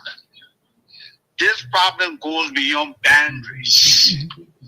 I have a master's in clinical social work, 19 years clinical experience, managerial level. So I do this every day. So there are a couple of things that in Liberia we don't have, and that's one of our challenges. We do not have the expertise. I know there are a couple of individuals who try to do this, but they are doing it with little to no experience, honestly speaking. Because when you're treating people who are addicted to substances, when someone is referred to as an addict, it means that they're dependent on the substance. Satisfying that craving becomes the priority number one. And there are a couple of reasons why people become drug addicts. One could be family. Maybe they're struggling with loss and grief. And we all agree with us on this. The war trauma in Liberia, people lost relatives. They lost dependable people. These people have become hopeless. As a result, they do what we call self-medicating to try to numb their situation. That could be one of the reasons. Another reason could be unemployment. And we have a staggering number of our people with college degrees that literally have nothing to do. When these people sit at home and they are drug dealers all this, they take to that because when they are under their influence, they do not recognize that they have a problem. Only time they recognize that they have a problem when the substance is out of their body. That's another reason. Another reason could be someone struggling with clinical depression. Maybe the man died, or he went through terrible divorce, or he lost his job, and he's feeling hopeless. That could be. There could be another problem. Maybe the person is homeless. The person struggles with issues of housing. When the person is under the influence of substance, the person does not recognize that he's homeless. The only time he recognizes that he's homeless when what we call the high goes fade. So the guys are literally putting Band-Aid on the problem. Now, how do we solve this problem? You need people with extensive clinical experience that will conduct a critical assessment of the situation. You need psychiatrists that will prescribe the medication, that will do the evaluation. You need people like us, clinical social workers, who will do the psychosocial assessment and connect people to resources that will help them heal. As I speak to you, Master, as I speak to you, all of you in Liberia, some people come out clinic that I have seen for more than 40 times. I have seen and continue to see people for more than 30 years. I'm talking a developed country like years, with billions of dollars. To treat one person in the United States, it takes between 5,000 to 80,000 US dollars. It tells you how costly it is. Do you know what it means to have someone being paid $300,000 a year as a psychiatrist? We don't have those kind of people in Liberia. And as the people try, but this is one of the most significant challenges we have in our country. What we need to do as a government is to recruit the right type of people. Do not allow politicians to tell you you can just people in one little house. After they spend 2-3 days, you say you graduated. Absolute nonsense. It doesn't work. Okay. It's a continuous process. So that's just what I'm going to tell you. So you need to recruit psychiatric nurses, clinical social workers, psychologists, people that will conduct counseling sessions. And this can go for months. It go for years. Maintaining sobriety is everyday business. So Moses will encourage you to come home. We'll encourage you to come home to help. So it takes a lot of money though. I know. Moses, start the money business. Can't sacrifice money. They're rather saying you should start the money business and come help. Moses, we ain't got money to pay you. So, okay. So I have a family. I can't come to work for you see the kind of thing they have to criticize us. Moses, don't say that, man, please. Okay. You can work for anything to make your society. So I agree with Moses. Okay, Moses, thank you very much. Thank you. I'm one person, but it didn't break my heart again when somebody say, you ain't got the money to pay us.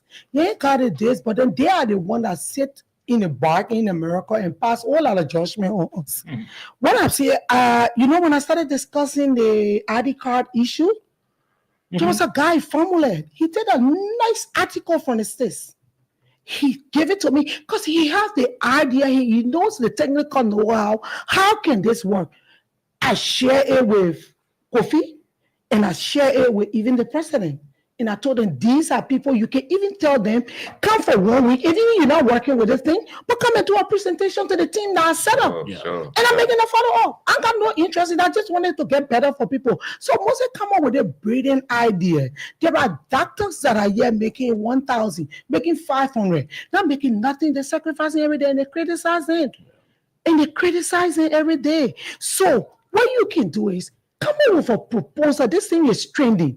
And send it to us. And we send it to the people. Please, can we pay attention to these people and bring them? I'm one person as well. I'm against the people taking the how they call it? They said they're going to have an investment conference, Liberia Diaspora Investment Conference, but they want to have it in Washington, D.C. Why?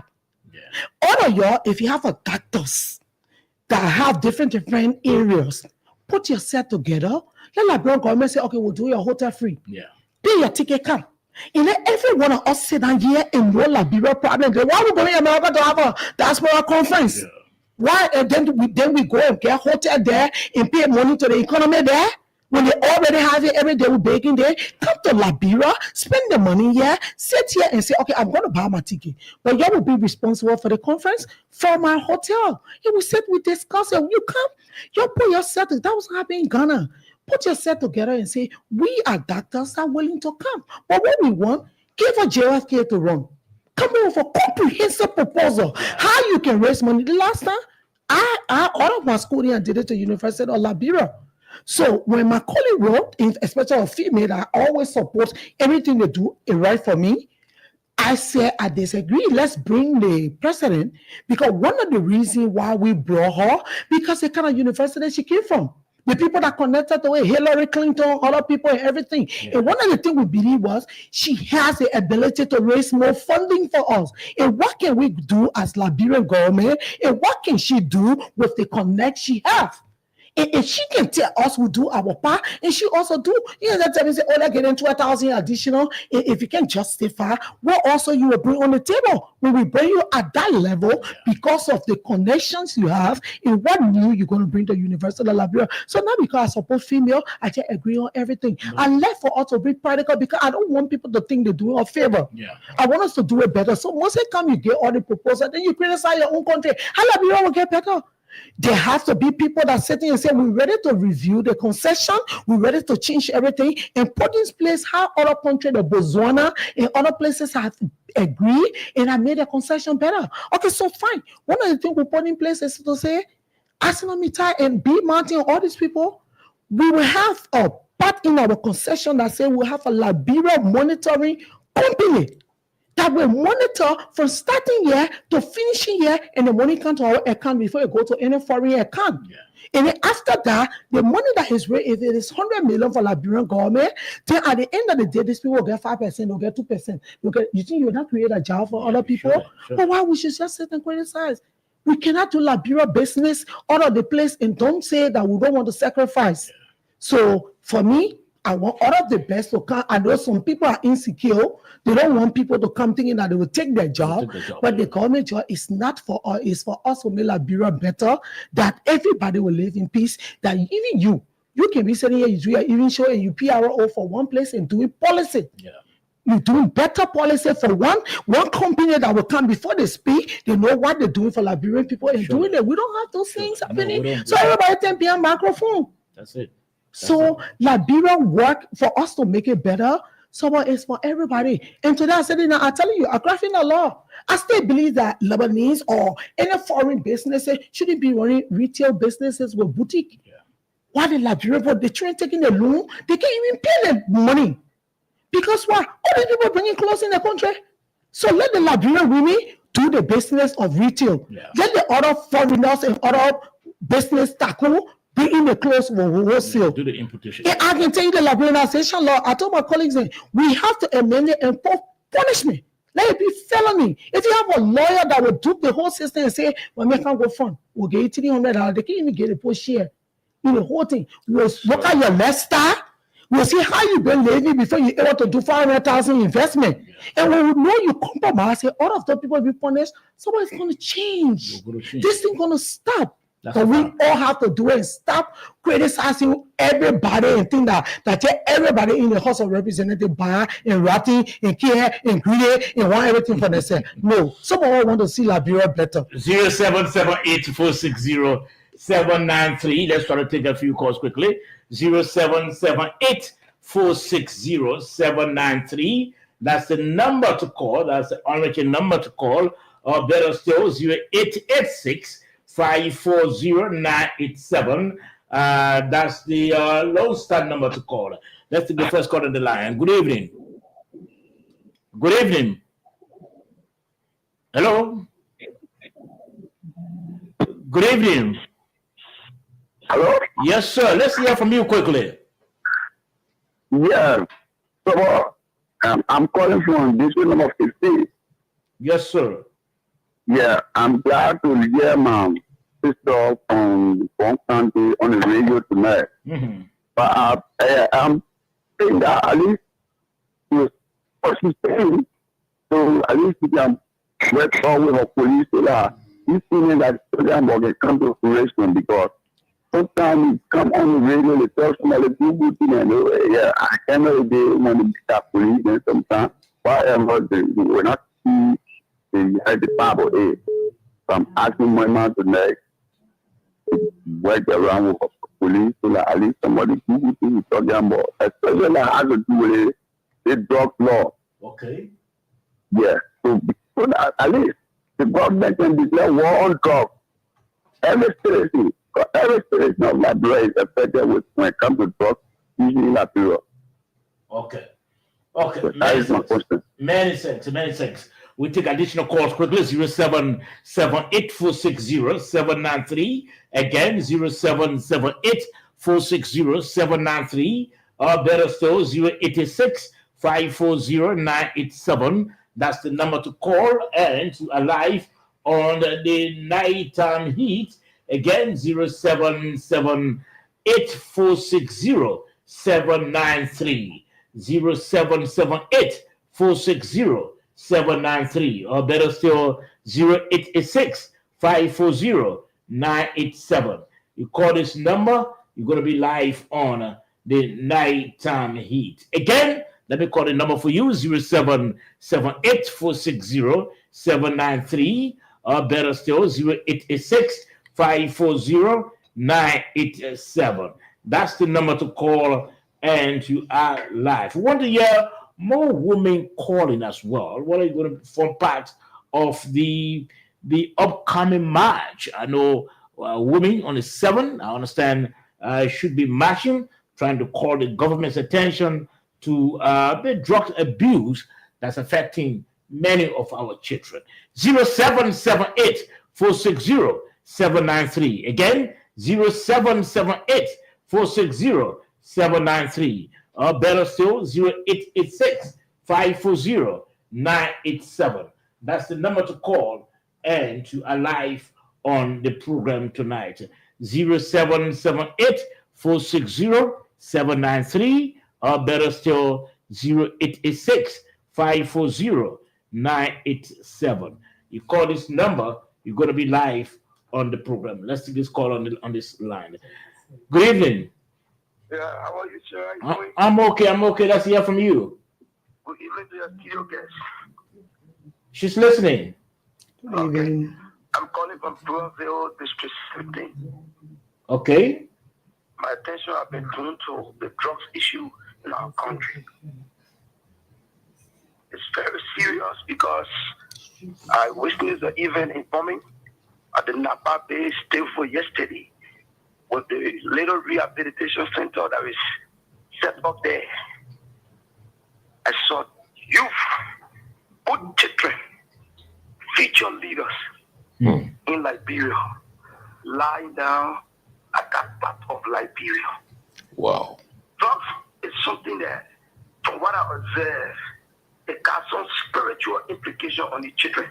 Yes.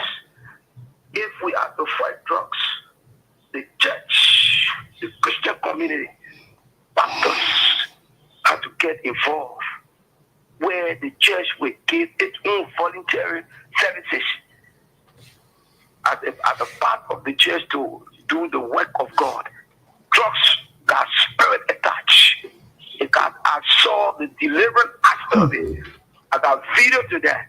So after this, I will ask that you give me a number. I can send you that video so you can witness some of the event that took place there.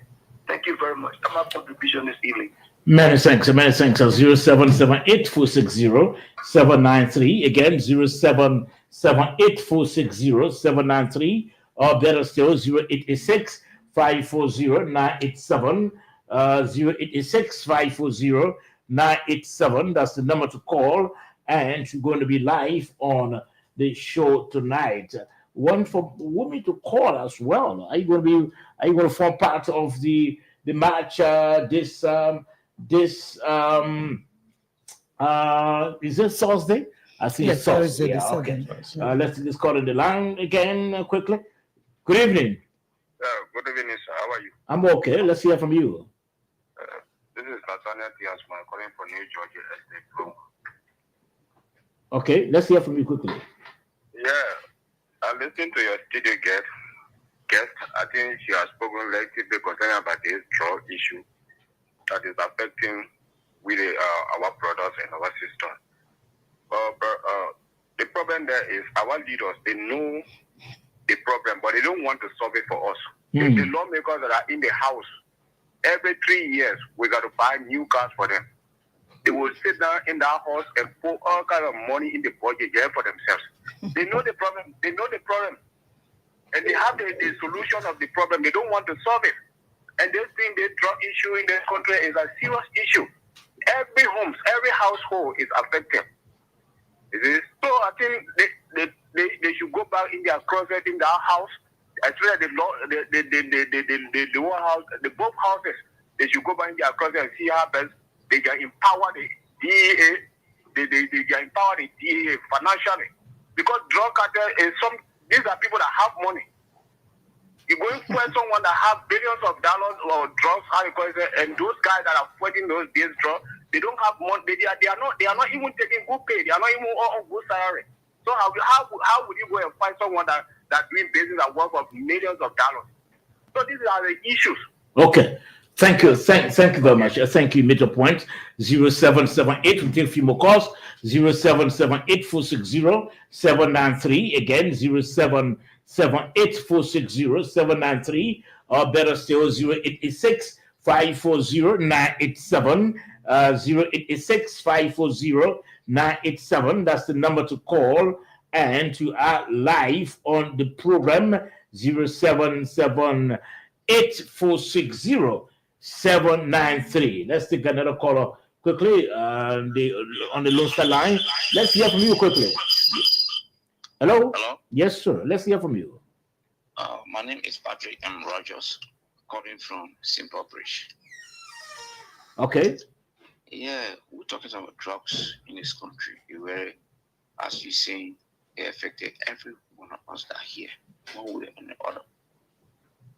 Okay, why Liberia can be like Singapore? In Singapore, when you enter in the plane, when you go in the air, certain degree, they will announce it.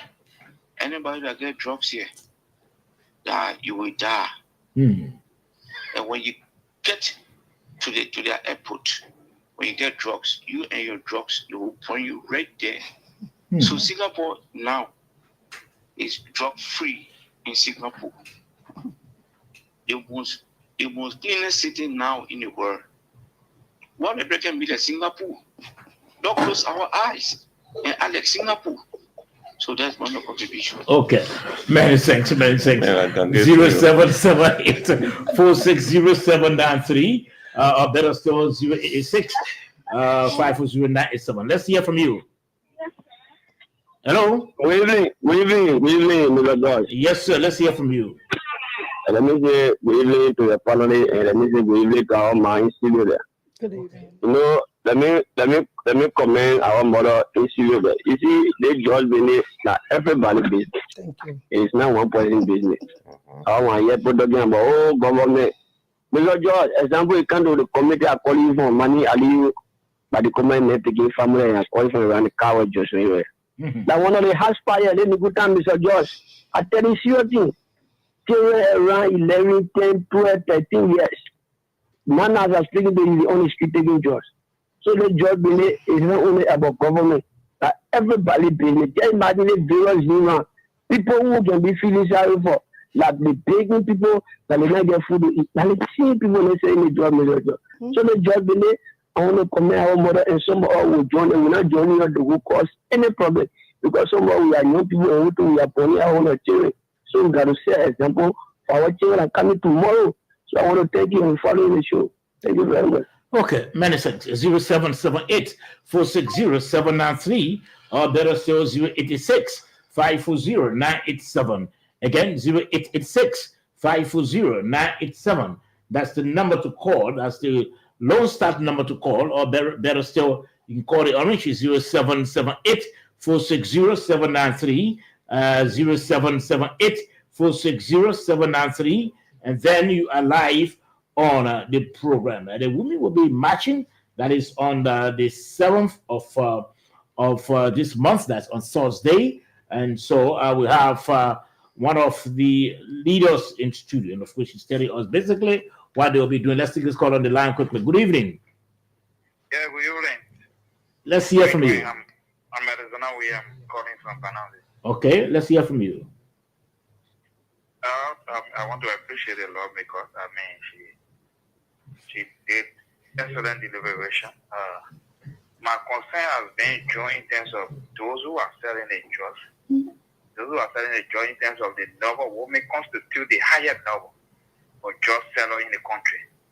So I mean, she need to, in terms of carrying out a message, she need to, I mean, discourage those female who are in the habit of selling drugs. And I mean, some of the, I mean, the private tabs, I mean, people who are selling drugs, they will pull you out and pull a drug seller in the house. So, I mean, we as community dwellers, or I mean, as citizens, we need to play our part as well. And I mean, as a lawmaker, you need to pass a stronger law that will discourage people from bringing drugs in the country. Instead of you, I mean, really talking about campaign, people marching and things. Discourage stronger law that will, when you catch you with drugs, you understand where you were going, that means jail for lifetime. Okay, thank you. 0778460-793 at 10:15 will be leaving. 0778460-793, or better still, 0886-540-987. Again, 0886-540-987, or better still, 0778-460-793. 0778-460-793. That's the number to call, and you'll be live on the program.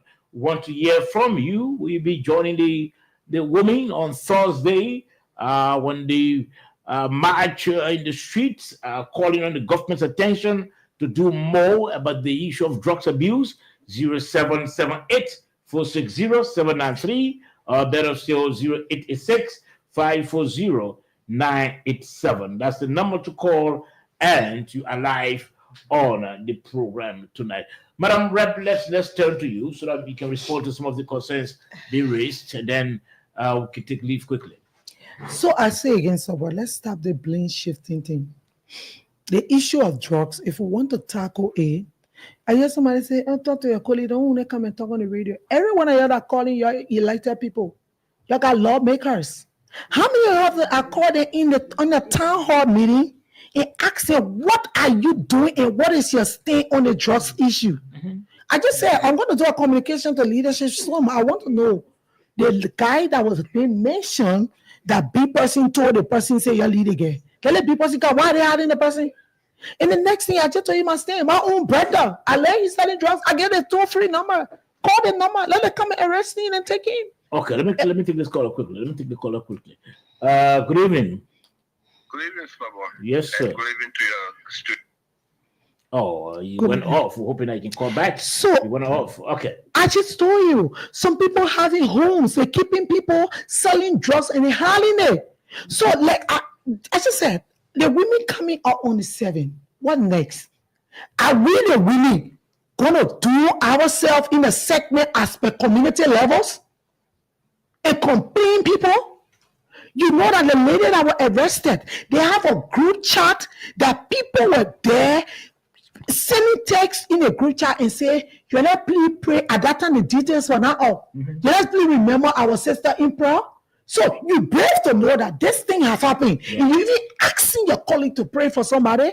So I agree. Do we need to look at the law to say what we said, like you see somebody selling drugs and you compromise, you must also be punished. You see somebody you know they're selling drugs and you cover it, or you also, like what we did with the rainbow law.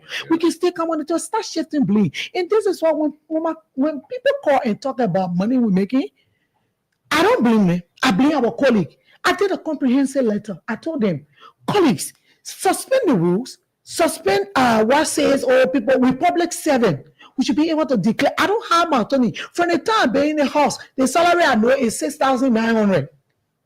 That's what I receive. So today you have people in the executive receiving 17,500, 13,000, 11,000, that the institution is not even working well to raise funding for the people. You see the leakages in the telecommunication sector. Yeah. But they take money. So the lawmakers are, we wake up in the morning, people are to our door, people are to the place. I don't blame them again. If we're going to create job for them, they won't come and beg me. Yeah, so when you shift the blame on me to say we're making money, we're making 3,000, there was a sector that we passed in the law to say nobody must exceed $45,000 car, right? I go to Salala district. I go beyond Salala every day to go to work. Are you expecting me to walk to work? No. And one of the things I suggested, because we don't come on the radio to talk all these things, but I suggested that if you say lawmakers shouldn't buy a car, everybody from the executive will shouldn't buy a car. Let's save that money this budget year. The first time we will talk power. Nobody agree. We passed a law. It was a law that said only 45,000 was spent. But I don't blame the people. I blame us, and that is why I can tell my colleague when I read the talk, I put my hands off. Directors from NAS and NOCA, they all bought $52,000 cars. You think if we're going to call them, put them in jail for 3 days? Yeah. People, they are directors, right? So, Moka, $45,000 car we bought as legislators. People insult us every day for it. But directors are not even raising money for the institution. They are working different places. They're not even contributing to the budget. This few days, we did a hearing, a good public hearing on budget performance reports, right?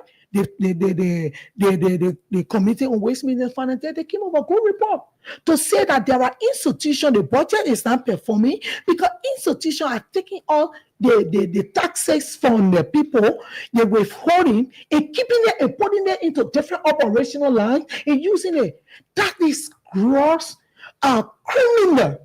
I passed the motion that we call those people and tell them why we shouldn't charge them on a contempt, and also communicate to the president that if you see putting your people in jail, you will know that it's a stealing they're doing that. That's why the budget not performing. Some are calling them all the know about why I say communicate to the president. We're living with the president listening. It's clear in Article 3, collaborations. Let him know this is what your people are doing. They are stealing for us. This is why we cannot even get people to get hospital medicine to the hospital. Today, when we pass our motion, I know what happened. The people were never called. They said it now. Ministers, they take the people money. They don't give it to a mascot. They were not putting in government cover. They were using for different things.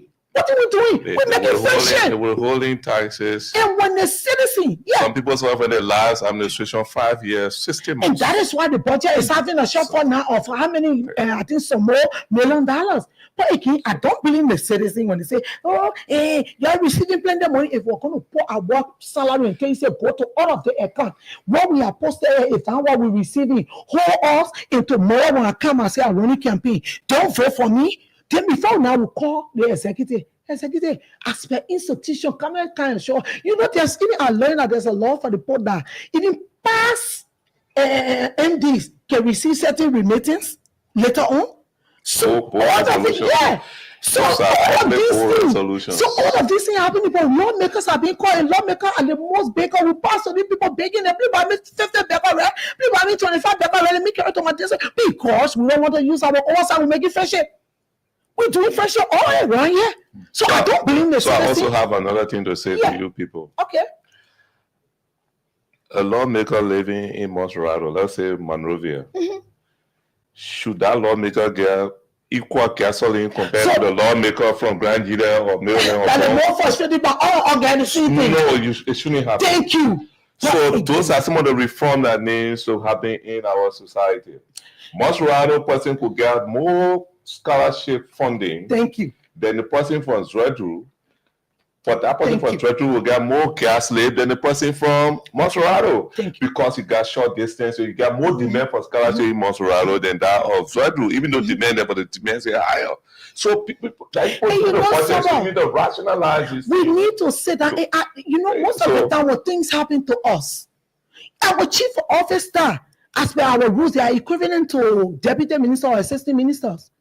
Our chief of office staff made $500. But you are afford though. No, I'm telling you. And sometimes we just come on, you know what they say? You do the allocation. You know what they say at times? They tell you, oh, why you want to get a plenty of money? Say Mariah King, so because people are so engulfed with what they don't want to bring people to the level. So every problem the Liberian people cause is because we got solution to it. If we put our feet down and be more proactive in what we do and how we do it, Liberian people not cause. If you telling me that I can't sit down on the radio talking, you yourself, you elected one representative are sitting down there, one go to them and say, oh, mama, leave me, I got my interest. Call them. You have the power. You are the employer. Yeah. Also call them and say the drugs thing. I want you to go look at it. When the tax force bring a report to you, we want you to read any open plan the record in your district and read it to us and tell us what we want you to do, and we'll give you mandate. You go and apply it. So it's a share of the cake. Depend on every one of us. Is there any law? Is there any law that says that you are on this board before? Yeah. And that administration is going, you're no more on the board of this entity, you still be taking place. So this is it. So what it takes all to say, lawmaker, bring all of your board resolution.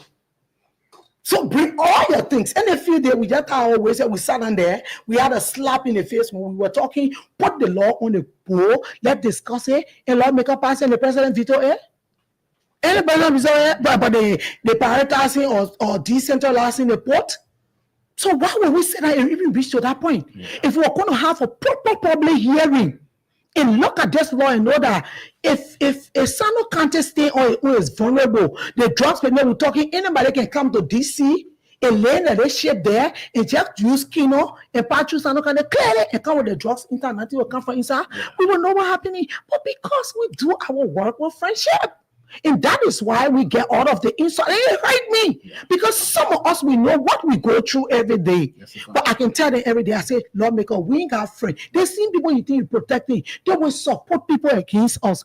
Let's do our oversight where the government, the law has given us power to have oversight. Let's do our oversight that the Liberian people will enjoy into what they can do. But again, we said, so the guy say, you getting plenty of budget. We don't even have an operation money that exercise to offer. If you go to the United States, every day they say you didn't make money. But I can tell you, there are lawmakers in America, the office budget is more than $1 million. They buy nothing. I'm aware of that. They buy nothing. Thank you. But from Washington to go to their state, everything is paid for. Everything you go there down to get water. I went to the White House. And then we went to the Capitol. You know, a lawmaker in the United States, you cannot see anybody laying down on the road or they sick in your district, you get the money. You know, you can't even put sick person in your car. Anybody find it, they can sue you and you can be removed from a job. Meanwhile, you're influencing somebody, but we don't do it yet. I told them, I say in my country where I come from, if I don't do it, I become vulnerable. They say I was on me. So we don't even have an office budget. Somebody come from America, and they tell you, oh, the people there, and the American people, why would I even want to make $30,000 if I were not paying school fee for people? Yeah. Why would I even want to make $2,000 when we're not paying hospital bill for pregnant women?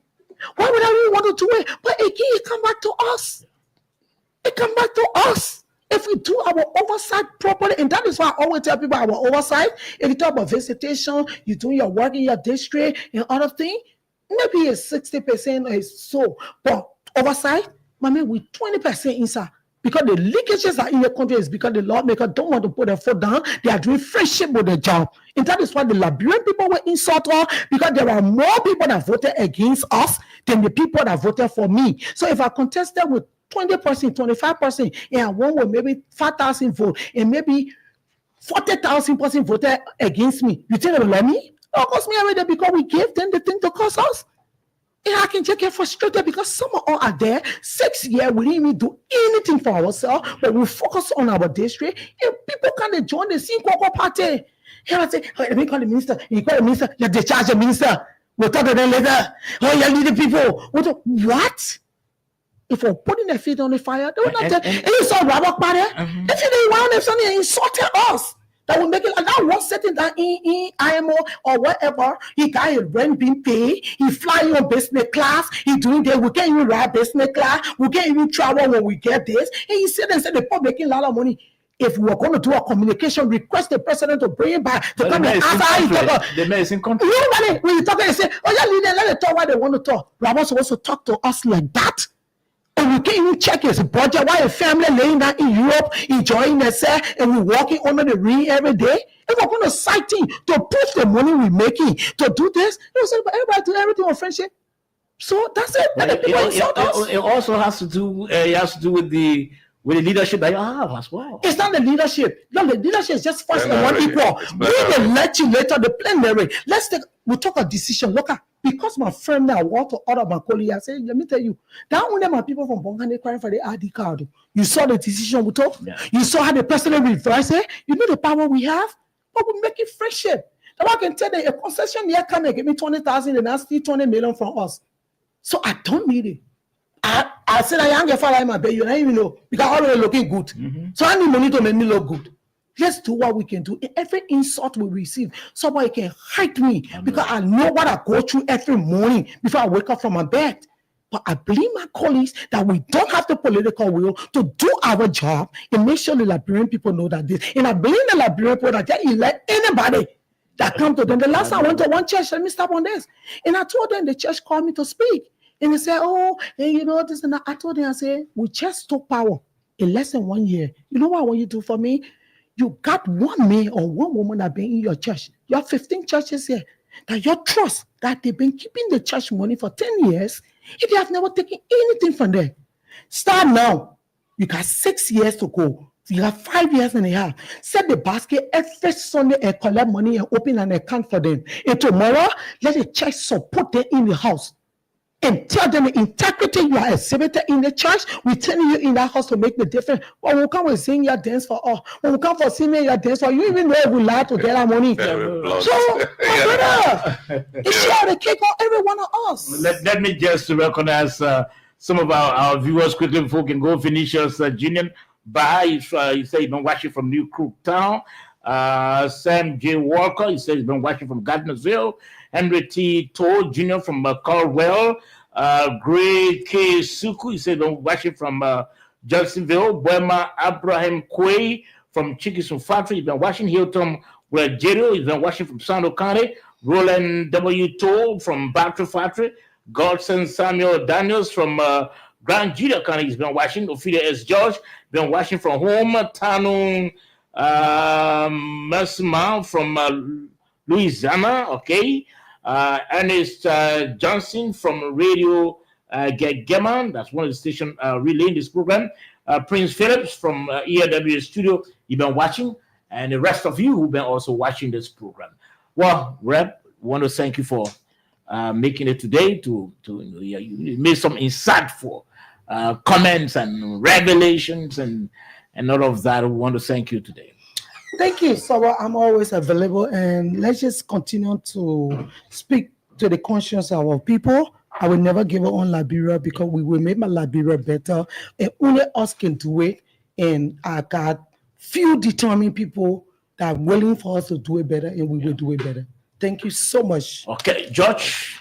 Yes, I want to appreciate our guest. I think tonight I didn't ask her because she was speaking my mind, and I mean, I want to say thank you for coming. I know you will come again when we call you. We have to be critical on our nation to make sure that we get the best out of our country, our people. And so, you, thank you so much for the show, and I want to also thank the technicians for being so good. Thank you very much. Okay, so listeners and viewers, join us. That's on Wednesday. We'll be back. We're still trying to get resources to do this show almost every day from Mondays up to Friday. We're still trying to find the resources. We're hoping that we can find it so we can add the additional 2 days there. But we'll be back on Wednesday. Have a pleasant night.